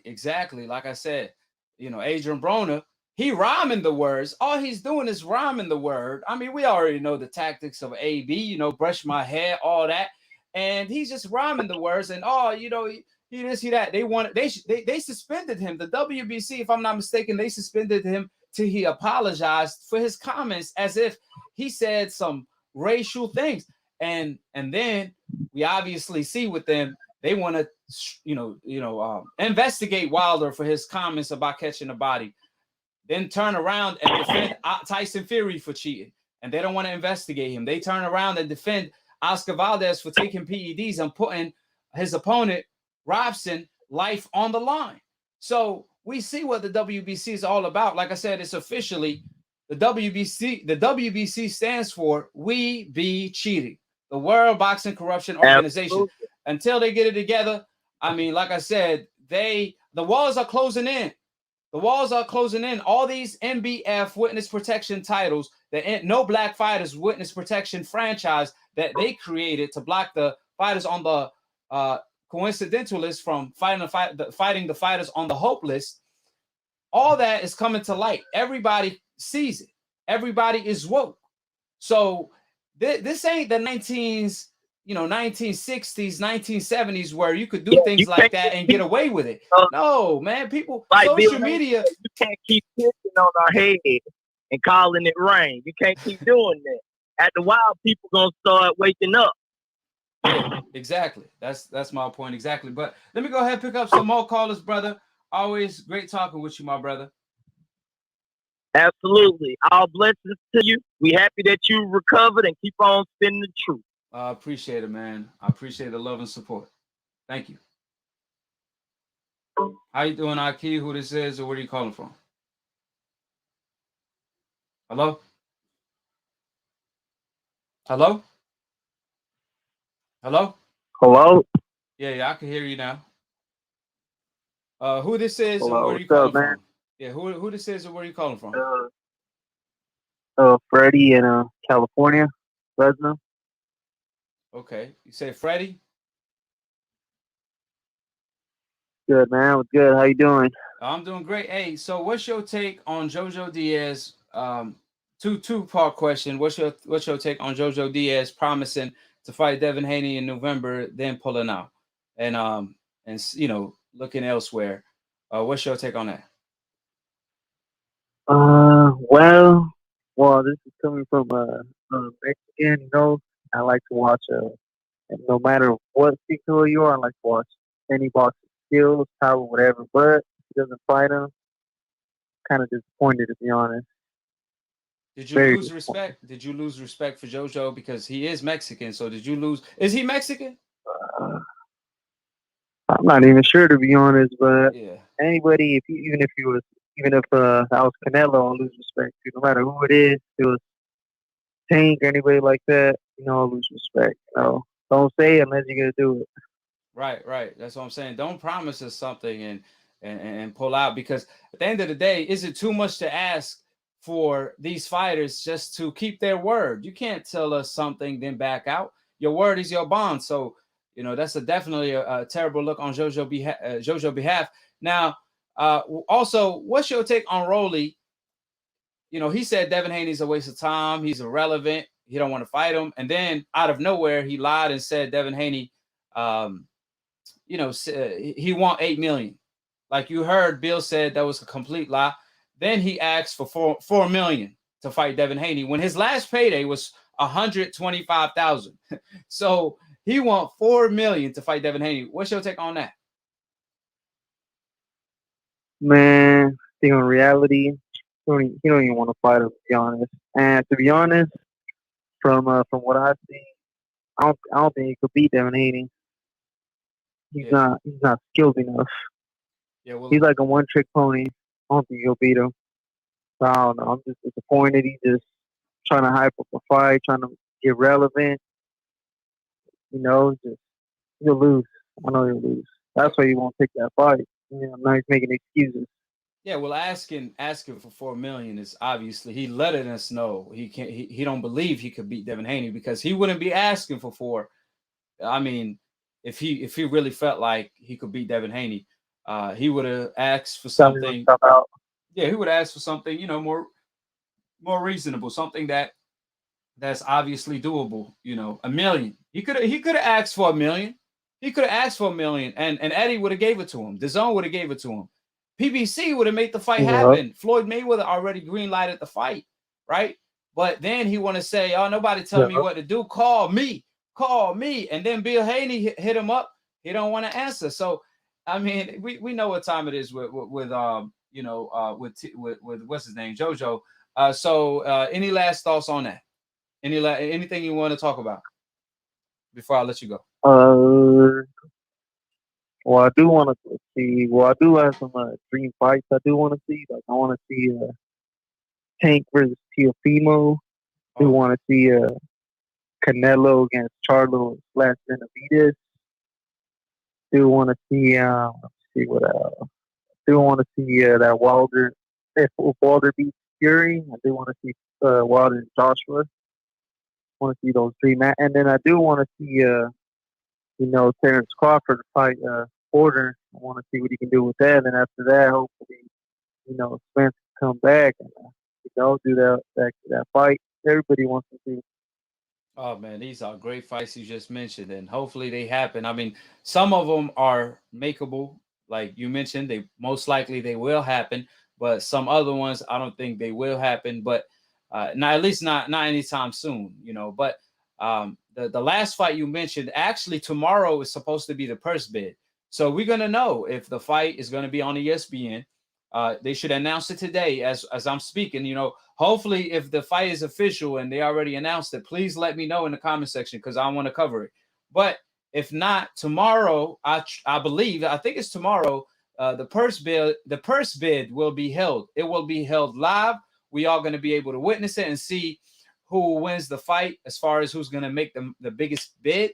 It could be DAZN. DAZN is really interested, as Eddie Hearn revealed. Also, you got PBC. So PBC should throw a lot of money on the table. Triller, I'm not so sure at this moment in time. They might. You never know, because this is a big fight, But because of their last investment with Tio, it seems like they're not as optimistic when it comes to bids as they used to be. But I truly believe they still will throw a bid in, but I don't think they're going to throw the top bid that should, win the fight. I think DAZN is willing to throw a Canelo Alvarez payday away, since Canelo is fighting on PBC. So DAZN could throw 40 million bid or 30 million. That way, I mean, who gonna compete with that? Is PBC willing to do the same? Is PBC willing to throw that type of money? So, you know, this is a big fight, and I think this is like the second biggest fight of the year. And everybody been waiting on it, Crawford versus Porter. So if they smart, they should take it a purse bid and do the right thing. But we'll see if what's going to happen, if it's going to go to purse bid tomorrow or if it's going to get announced tomorrow or today for the fight to be on ESPN. Any last take on that before I pick up another call from New York? Nah, man, I'm just excited to see Terrence Crawford fight like some sort of a threat, and then if he could beat him and fight Spence, I'll be really interested in that. Yeah, especially how he performs. You know, if he does Porter like no one else did, I mean, that's going to be a statement. You know, in the welterweight division. Yeah, you know, so if he does it better than if he gets him there earlier than Spence, he knows going to be more interesting for Spence to fight him. You know. Yeah, I mean, yeah. I believe it was 12 rounds for Spence, and did he stop him or was it 12 rounds? I forgot, but I know it was a tough fight. Very close fight when he stopped him. Yep. It was a tough fight. Errol got the edge with a knockdown and all that, but it was still, Porter gave him a tough fight. So we'll see what Terrence Crawford does. However, like I said before, I think Terrence got this, and I think stylistically is going to be a great fight. So nevertheless, I got other callers, so I'm going to go ahead and pick it up, my brother. Great talking with you. Thank you for calling in, all right? All right, have a good one, sir. All right, you too now. All right, my man right here. How you doing, AKHi? Who this is and where you calling from? What's good, AKHi? My name's James Hill. I'm calling from Rochester, New York, man. What's going on with you? Man, I'm doing good, my brother. Thank you for calling in. And first thing I got to do is get your take on JoJo. What's your take on him promising Devin Haney he's going to fight him in November, then backing down to fight somebody else or whatever the case may be? So, one, this is what I'm going to say to them. I believe that he spoke too soon. I feel like I really think that he want to fight Devin Haney, but I feel like he don't understand the politics of boxing. And his team didn't talk to him before he opened his mouth. So, when it comes down to these fighters, these fighters, I think some of them are honest and some of them are full of shit when it comes to saying, hey, we want to fight this guy. When JoJo said he wanted to fight Devin, I'm looking at him, and he looked like he was telling the truth and being honest, but I feel like at the same time, he ain't got no authority to make that happen. They don't want him to fight. People don't realize, with the politics of boxing, they trying to blackball Devin Haney until he signs with somebody. They don't like it that he's a young black man that has his own promotional company. They don't like the idea of young black men being able to work for themselves and operating and working with networks. So they trying to blackball you. Look what they doing to Gary Russell. And eventually, a lot of these other fighters that's coming up, the same thing is going to happen to them as well. Now, what I think about JoJo Diaz, if he wasn't honest in saying that if he wasn't honest about what he was saying, like he truly want to fight Devin Haney, then I think he pussy for that.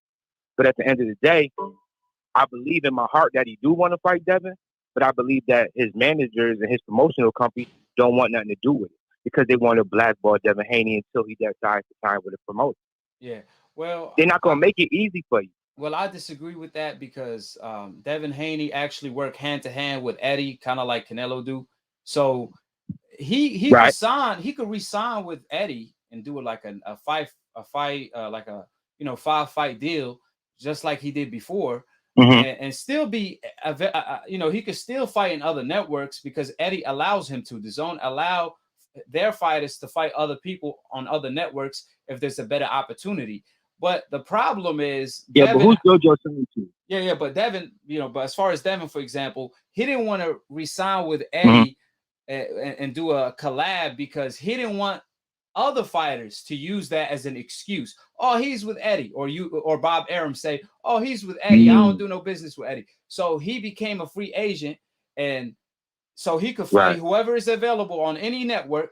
But if not, then he go back to the DAZN and fight whoever because they offering him the bag. So as far as DAZN came out and mentioned that Devin Haney is the 5th most popular fighter in the United States. Is Deontay Wilder, Terrence Crawford, I think Deontay Wilder, Terrence Crawford, Errol Spence, Tank Davis, and then Devin Haney. Fighters from the United States.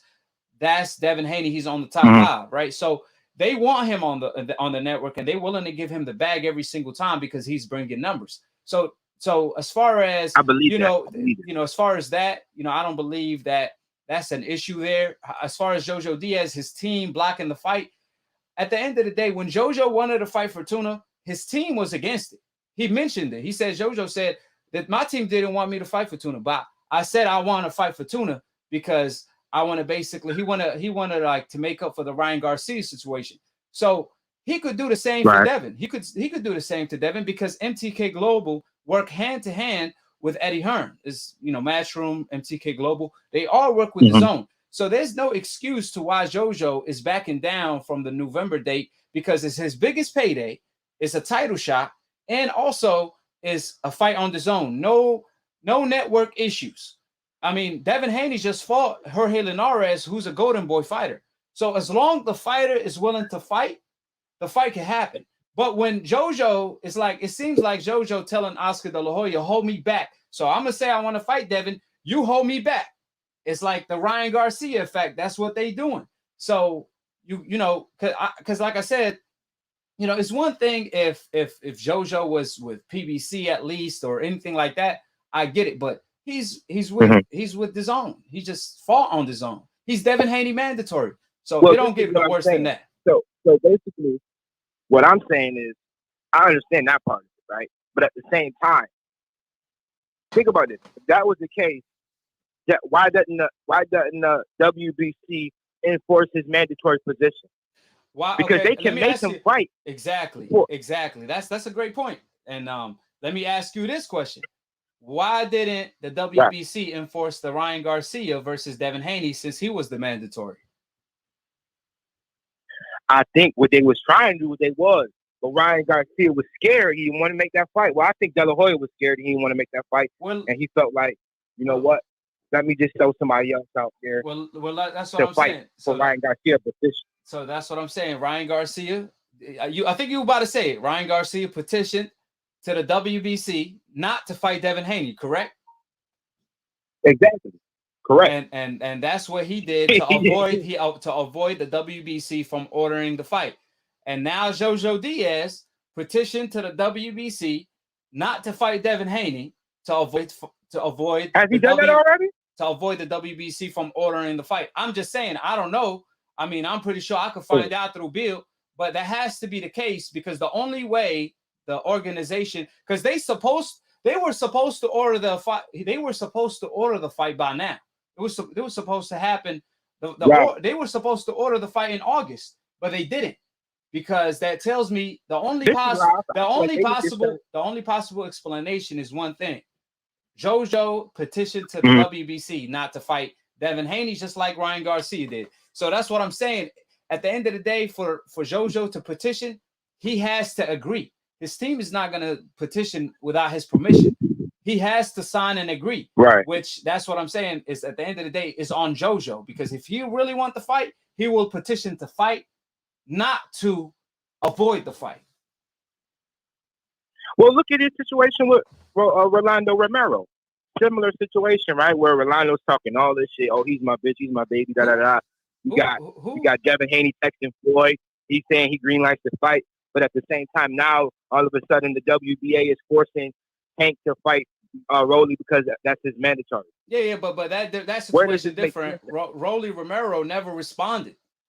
The TMT, Leonard Ellaby, Rolly, his team, all of them. When Devin Haney and his team reached out to them, they never responded.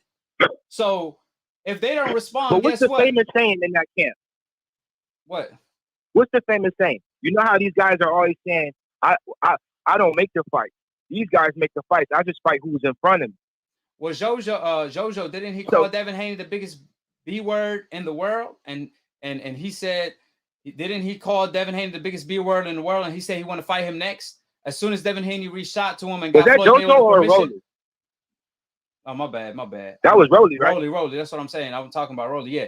when Rolly came out and said that Devin is the biggest B word in the world, and I want to fight him next. As soon as Devin Haney reached out to him, what happened? He's irrelevant. He's a waste of time. Look at what he's saying. You talking. You trying to get technical. You trying to get political. But look at what Rolly's saying. He said. He said what? He said. Oh no, he's a waste of time. 100% agree with you on that. Yeah, so I'm saying he's saying he a waste of time. He irrelevant. He want $8 million, which is a lie. Then he requested $4 million to fight Devin. That's what I'm saying. He clearly ducking. He's just trolling. So that's more than way to duck. That's more than way to duck. Trolling, right? Yeah, it's more than way to duck. But you have to understand. Look at the internet right now, right? You have to learn how to tweak the algorithms. What these dudes do, they trying to break the internet with their numbers. This is how you get money on the back end, because you got a YouTube channel, so you know certain stuff that you might put in the title might be a bait title to get people to come and watch the channel, right? These dudes do the same thing. Yeah, but you whether dragging it's to me. gain more followers on Instagram or to gain. Yeah, but you dragging me right now, because at the end of the day, you become bigger by fighting, not by trolling. This is not a trolling sport. This is a fighting sport. So we're in the digital age. Yeah, but Floyd Mayweather. We're in the digital age. Yeah, but Floyd Mayweather. Hold on. Floyd Mayweather. No, hold on. But Floyd Mayweather, he came to the game. He fought everybody, and he maintained his. Oh, that's how he became big. These fighters want to troll. You could talk shit. No, hold on. It is. That's what I'm saying. We in a capdemic, and that's what I'm talking about. At the end of the day, when you a fighter, you could talk shit. We're not saying you can't talk shit. Well, you could talk shit. But you sign the fight like Floyd Mayweather does. Floyd Mayweather used to sign the fight, and then he will talk shit. He will tell Oscar De La Hoya and Canelo, I done beat everybody on your roster. You line them up and I knock them down. Remember that? You talk shit after you sign the fight to promote the fight. You don't talk shit and duck the fight, is what I'm saying. So that's what I'm saying. That's what's hurting the sport is the capdemic. And you trying to defend him and justify him. I feel like you a family member. Whoa. Are you a family member? No, don't put that word in my mouth. Don't put that on me. I would never defend Rolly. I don't even like that. I'm trying to figure out what we doing. We keep going back. I feel like you defending him. Because I'm trying to understand. You keep it's more than them just happen. It's because you just think it's the boxers. It's not just the boxers. They got promotional companies with billions of dollars behind it. I'm proving to you it's the boxers. I'm proving to you is the boxers. How you telling me? I keep telling no. I'm proving to you is the boxers. You keep trying to make it like you're trying to blame it on Oscar. You're trying to blame it on this dude. No. You're trying to blame it on Oscar. Look, I'm short on time, but you keep blaming it on Oscar. I prove to you that Fortuna, JoJo Diaz asked for Fortuna. He asked for Fortuna, and he said Oscar De La Hoya and the team didn't want it. He made it happen because he wanted the fight. So the same thing for the Devin Haney situation. If he want the fight, he can make the fight happen. You trying to create an excuse that don't even exist. Why would JoJo Diaz go in the boxing voice and say, I'm going to fight Devin and say all this shit? Yo, we're going to make it happen. He was literally talking to Bill Haney saying, oh, yeah, we're going to make this shit happen. We're going to do this, blah, blah, blah. Now the next day you reneging everything that you said. Why did Rolly do that? Why did Ryan? No. Why did Rolly do that? Why did Ryan do that? Why did all these ducks do that? Because Rolly they clearly never agreed to fight Devin. Yeah, but Rolly called him out. Rolly never agreed to fight Devin. But Rolly called him out. Ryan even said it himself that Devin would be his hardest fight. He said it. He admitted to figure in your face. Didn't Ryan call out Tank? Ryan, we know Ryan's the capper of the year.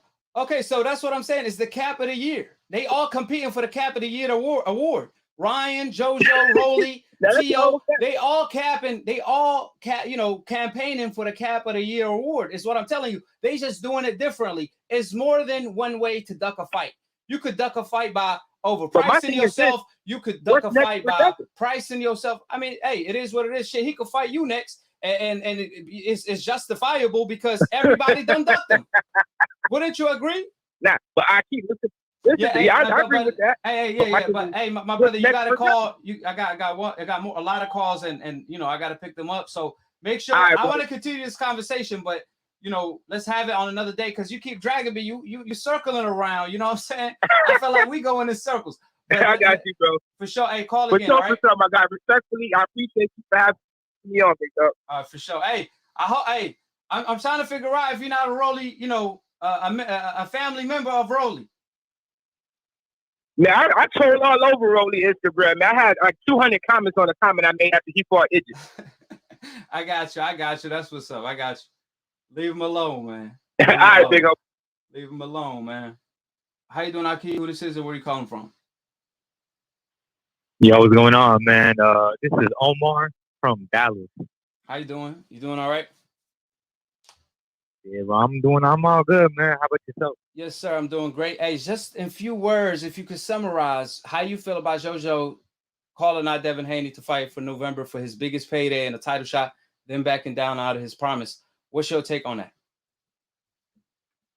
I mean, there's nothing new when it comes to Devin Haney, man. I mean, what did he say? He said these boys say everything except let's fight. Let's fight. I feel like all these boys saying let's fight, but they just won't sign the contract. You dig what I'm saying? Like they know Devin Haney is a problem, and they don't want none of that.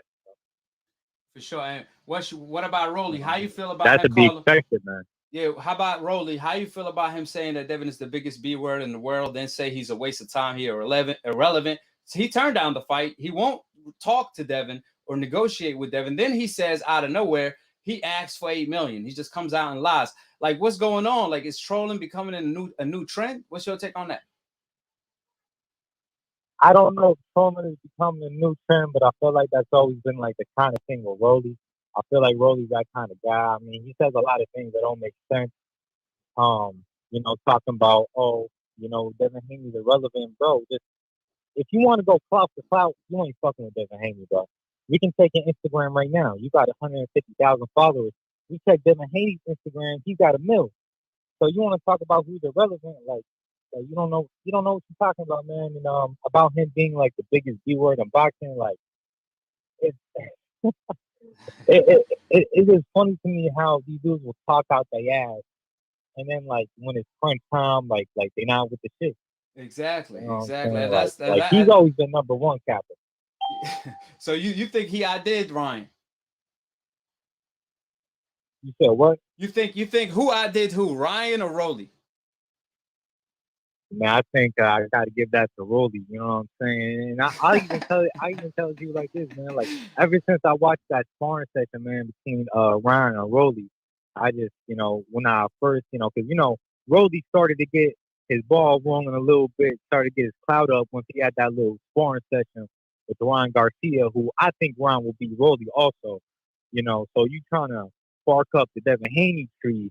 I can't even blame him for trying to back away from that fight. I mean, he wants to say that Devin Haney is an email champion, but that win that you got over, what was his name, Jackson Marinas, that was literally a gift. Exactly. For an interim title. For an interim title. Oh.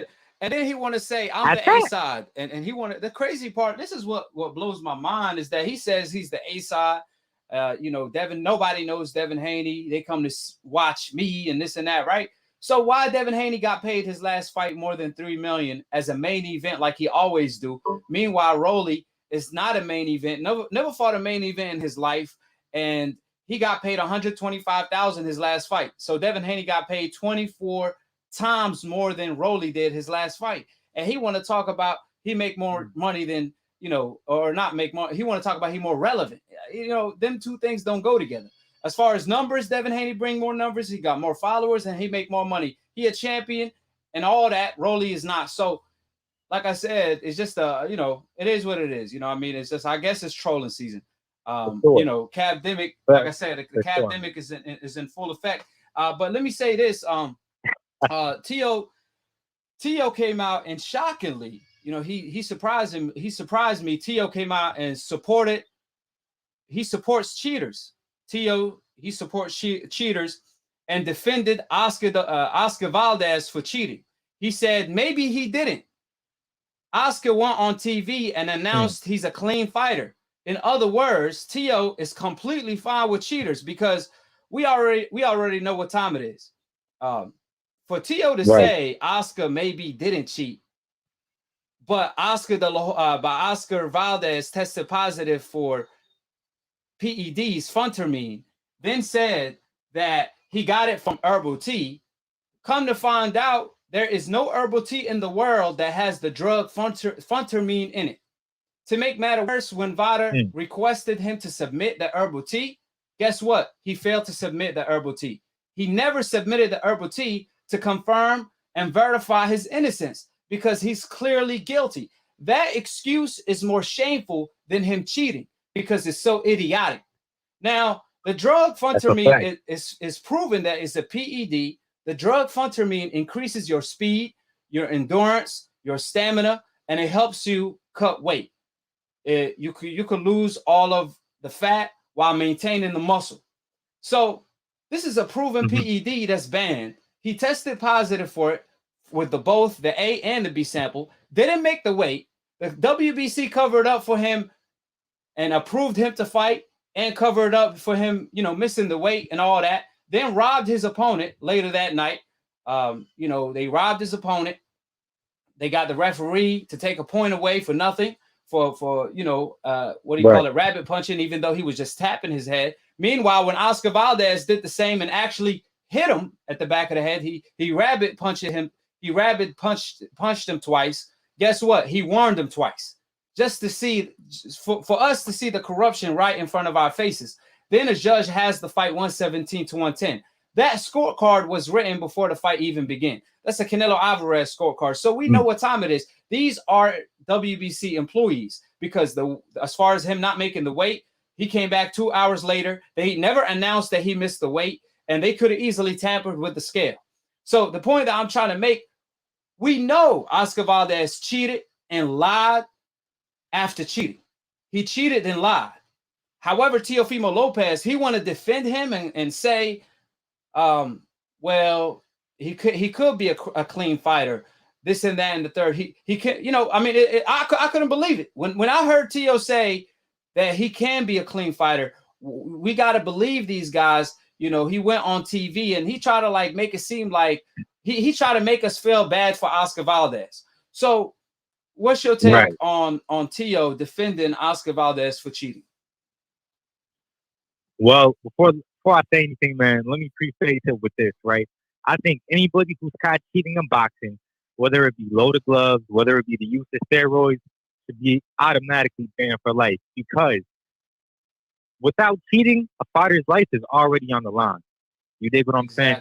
So by cheating, loaded gloves, PEDs, whatever it is, you're even more so putting his life at risk and taking him away from his family and etc. So I think, man, you get popped once, you should get out of there because, that should be attempted murder in my eyes. But as far as Teo defending these claims, I think that Teo may be trying to stay politically correct. With him boxing, you dig what I'm saying?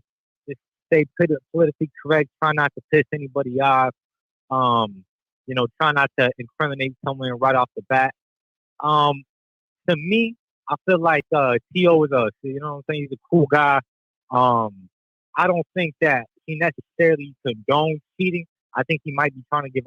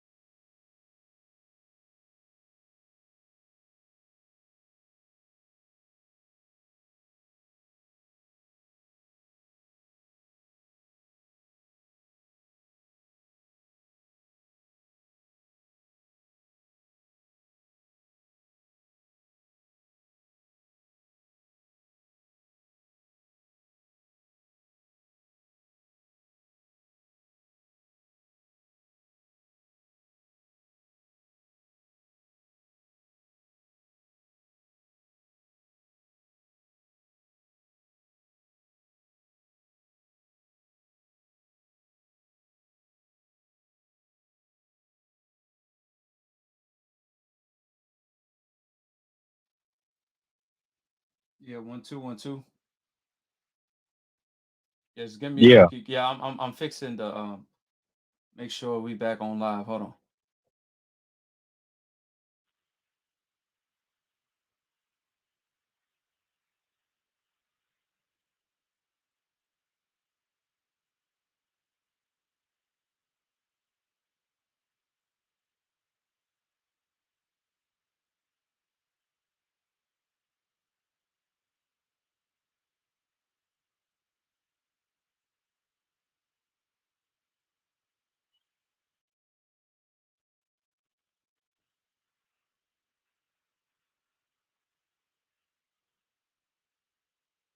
So apparently you're gonna have to repeat, you know, the talking points, some of the talking points you made, you know, um, about Canelo because he got cut off. But you know, can you repeat that real quick? You know, just the whole Canelo situation. Just if you could repeat that one more time because that Yeah. portion got cut off.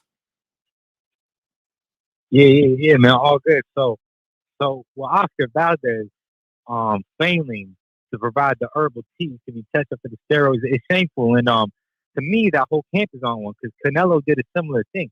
He got popped twice for steroids, right? He claimed that it was from the beef, the meat that he was eating in Mexico. But you're the highest paid athlete in the world.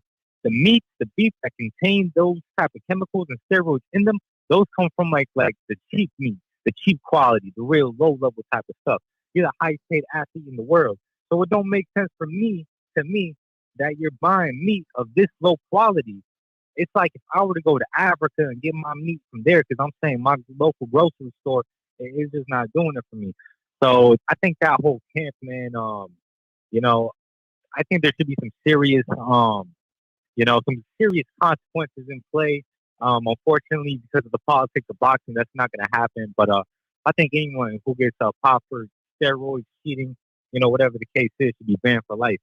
That's for sure. Now, just to mention the contaminated meat, there's a video on YouTube. If you watch Canelo testing positive for PED or steroids for Combuterol, is he innocent or not? This guy, he explained it, and he did a great job, a brilliant job doing so, because he mentioned that in Mexico, the contaminated meat in Mexico, it doesn't just have one steroids in it, Combuterol. It also have another type of steroids in it. So if Canelo did eat contaminated meat in Mexico, like he claimed, then that second steroid type in the contaminated meat, he would have tested positive for that as well. But because he didn't, that let us know he tested positive for for steroids, contaminated meat. I mean, he tested positive for steroids, for Combuterol, because he took PEDs. He took steroids. He didn't eat contaminated meat. It did not come from contaminated meat, because if it did, guess what? Then he would have had failed for two types of steroids, Combuterol and another version that's in the contaminated meat. So just to further prove that Canelo Alvarez did cheat, just like Oscar Valdez, who failed to provide the herbal tea. Now, my whole thing is, I'm not saying Tio is a cheater or anything like that, but only a cheater supports another cheater. A clean fighter will never support another cheater. They can't respect it. You can't respect it. If you got to go through the mud, if you got to go, you got to get it out of the mud. You got to, it's blood, sweat, and tears. Then you see another guy taking shortcuts through cheating. You're not gonna respect that as a fighter, because you put your life, sweat, and tears into this. So it just shocks me to see Teofimo Lopez. You don't think that Teofimo Lopez is just trying to give him the benefit of the doubt? Ain't no that doubt. Might be his boy, whatever. Well, there's no doubt, because he failed for steroids, for PEDs. Plus, he failed to submit the herbal tea that he claimed he got it from. So that's how you know. And there's no herbal tea in the world that has the drug phentermine in it. That's why I don't believe he trying to give him the benefit of the doubt. To me, I think he knows he cheated, but I think Tio is just trying to get cool with the Canelo Alvarez camp, because this is the fourth fighter in Canelo Alvarez team that tested positive for steroids. So it's not a coincidence. It's not like, okay, well, yeah, it could be a one-off. No, this is a pattern. We seeing it. Like every year is another fighter from Canelo team that's testing positive for PEDs. But you seeing Tio in the back, of course, hanging out with Canelo and Oscar Valdez. But all I'm saying is, them are two cheaters. So that's not a good look on Tio's behalf, because we see Tio supports and defends cheaters on more than one occasion, because he defended Tyson Fury for cheating, tampering with the gloves, so on and so forth. And when he was trying to run and avoid the trilogy, he was telling Deontay Wilder, man, he was criticizing Deontay Wilder for nothing. He was telling him, man, go fight your way back, this and that and the third.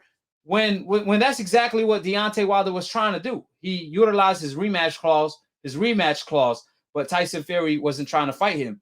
But at the time, Tio, he defended Tyson Fury for cheating Deontay Wilder. He also defended Oscar Valdez for cheating Robson.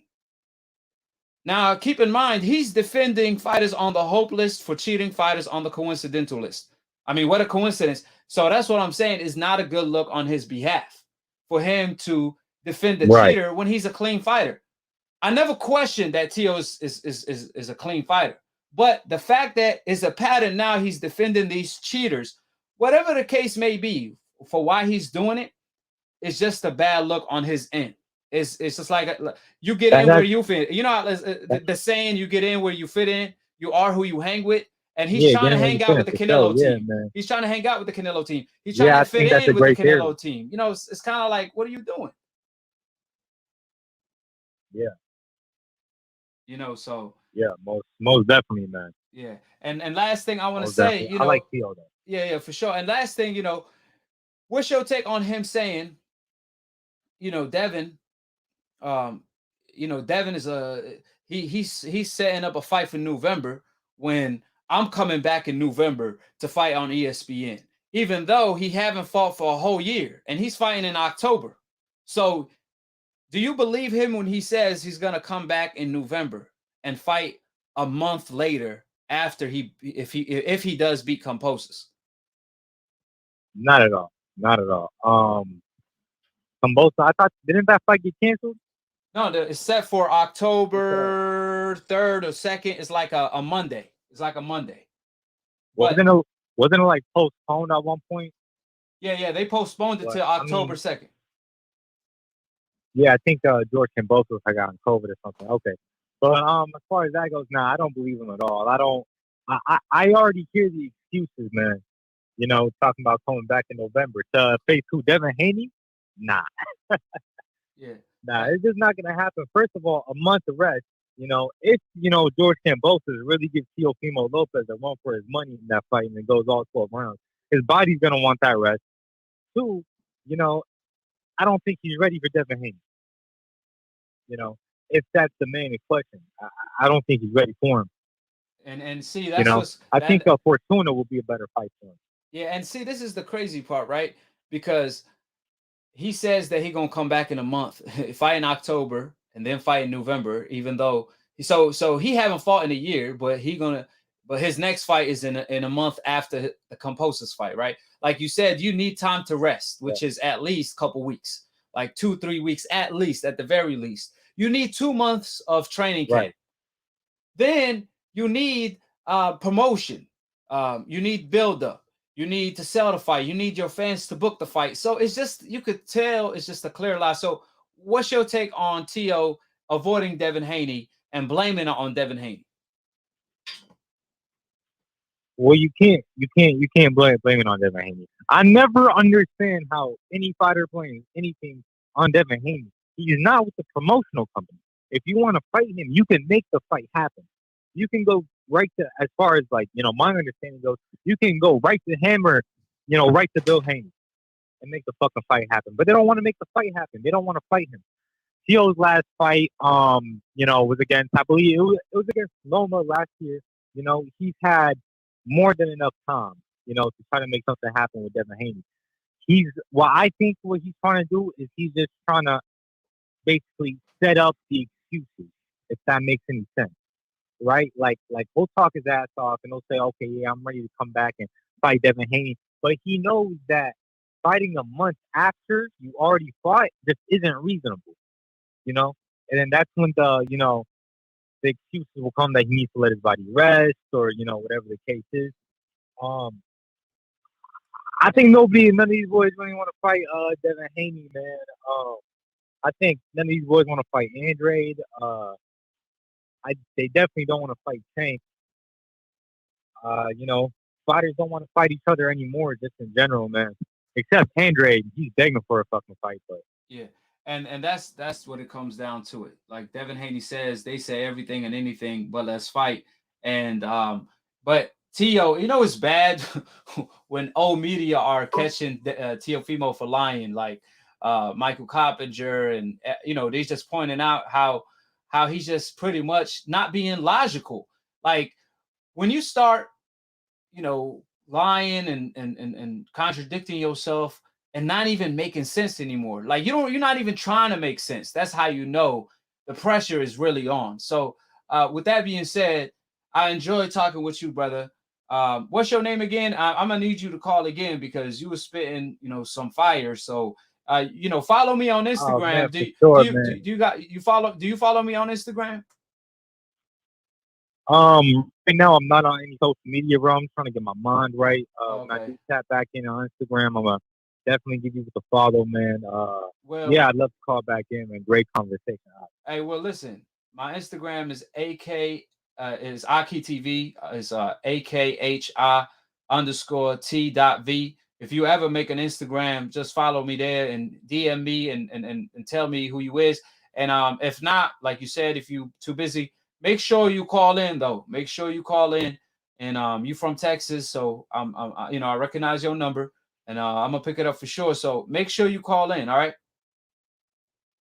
For sure. Appreciate it, Ak, man. Yeah. Salam alaikum, bro. Have a good one. All right, walaikum salam, man. There's a lot of conversation. There's a lot of topics I want to talk to you about. So make sure you call in. All right.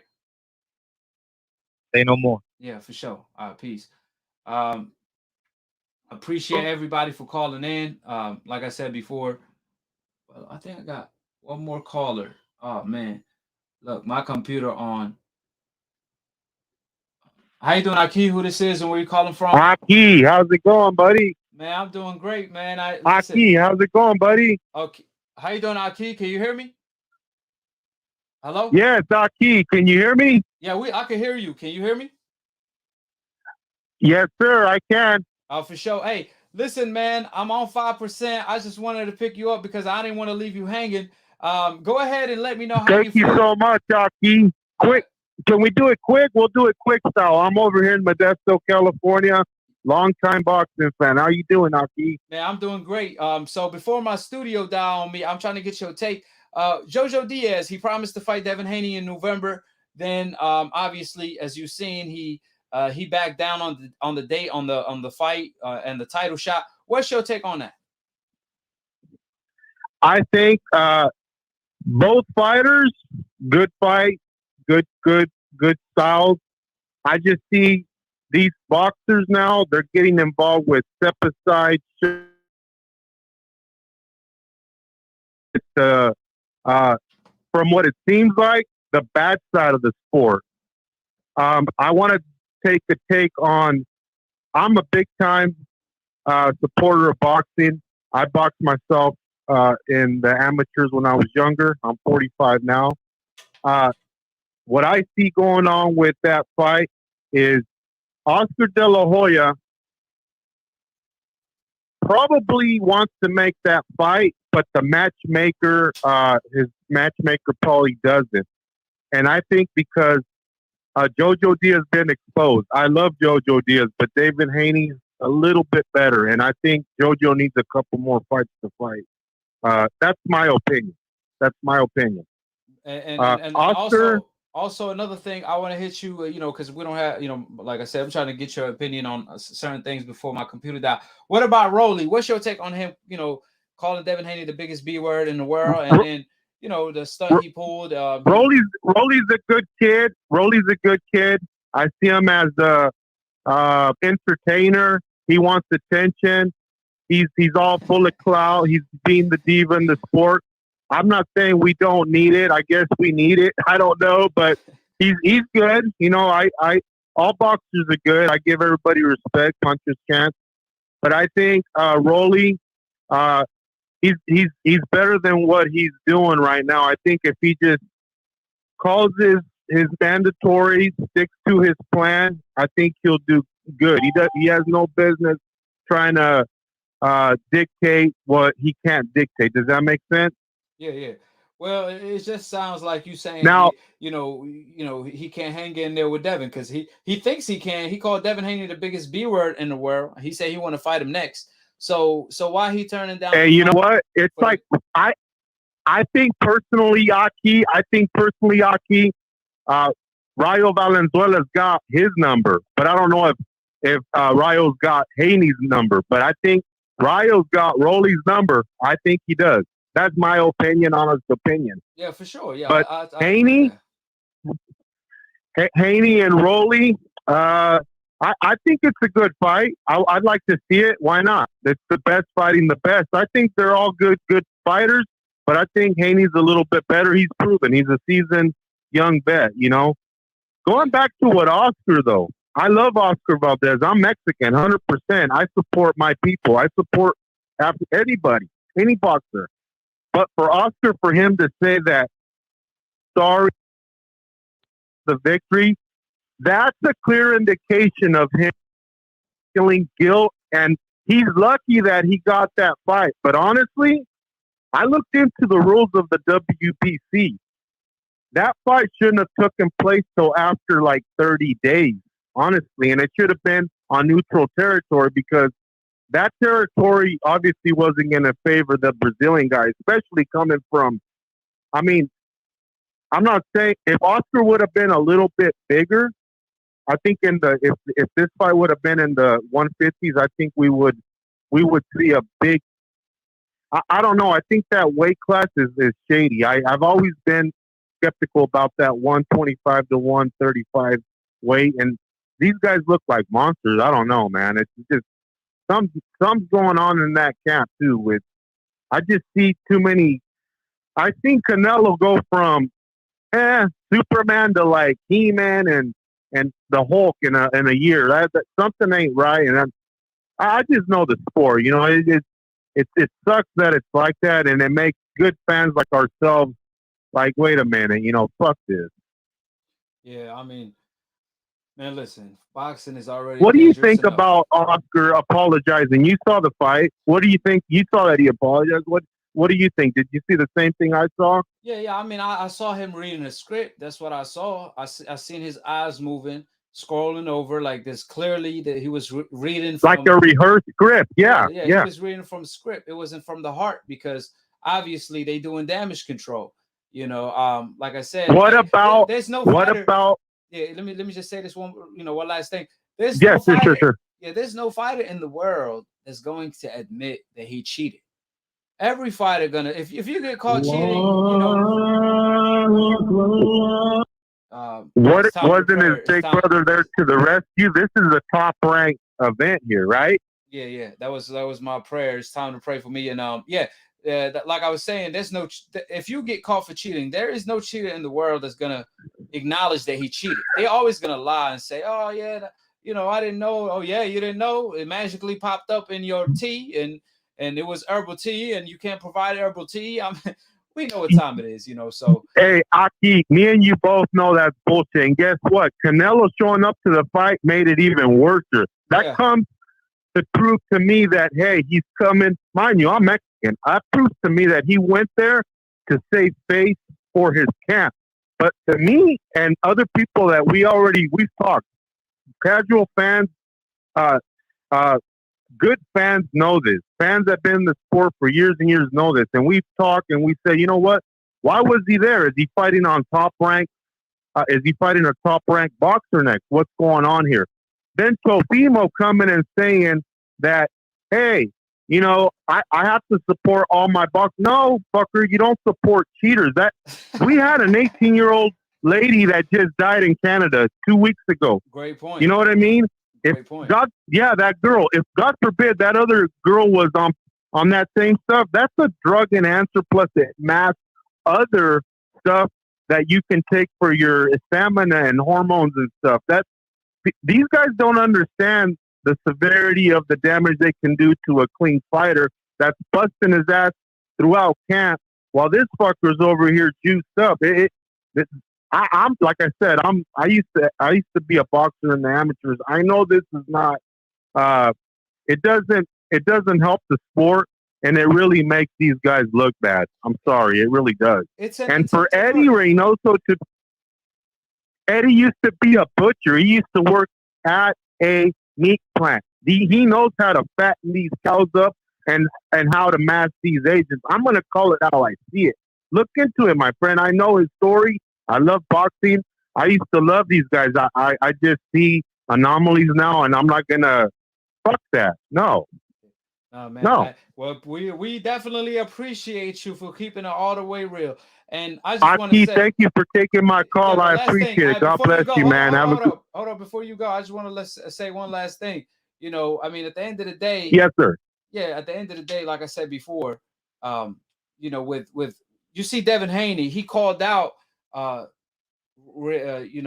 Alvarez team. What's the trainer name? Eddie Reynoso. He called out Eddie Reynoso. He said Eddie Reynoso whole camp is on that shit. You see Caleb Plant do the same. You see Andre Ward do the same. You see Timothy Bradley do the same. You see every clean fighter do the same. But that's what I'm saying.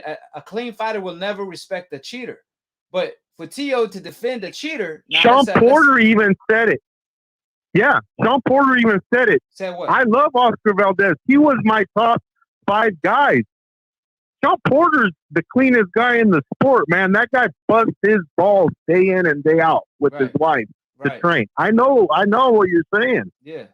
So that's exactly my point. So, you know, it's definitely a terrible look on their behalf, and I just think that the truth will always come out. So, you know, this is a sport. It's pretty much an attempted murder. When you take steroids or PEDs, enhancement performances, you hit the nail. You hit the head of the nail. It is attempted murder because these fists are registered. We have to register these fists. Exactly. These fists are registered, and they're a license to kill. And if you have an altered DNA and a muscle structure, that you have an advantage, even if it's 1%. That's a 1% that could hurt another fighter in your weight class. Yep, exactly. So that's what I'm saying. Hey, AKHi, I like your channel, bro. I like how you do those animation cartoons. That's just, man, that's badass, bro. Hey, for sure. And who this is again? You say you calling from Cali, and what's your name? My name is Valentin Juarez. I'm over here from Modesto, California, Central Valley, and California. Yes, well, sir. Listen, I need you to call again because, like I said, there's other topics I want to talk with you about, but obviously, time is up, and my studio is like on 2% right now. So I'm gonna go ahead and let you off the hook. But next time, I do want to. There's multiple topics I want to get go into with you. So please call back again. All right. Sounds good, AKHi. Have a good week. Thank you, my friend. Yeah, for sure. Take care, man. Appreciate everybody for tuning in. Like I said, hit that like button, hit that subscribe button, and the notification bell. It don't cost a penny. It's free. Don't hate, appreciate. And with the facts being laid out, to be continued on the next episode of AKHi TV. Peace, and I'm on to the next one.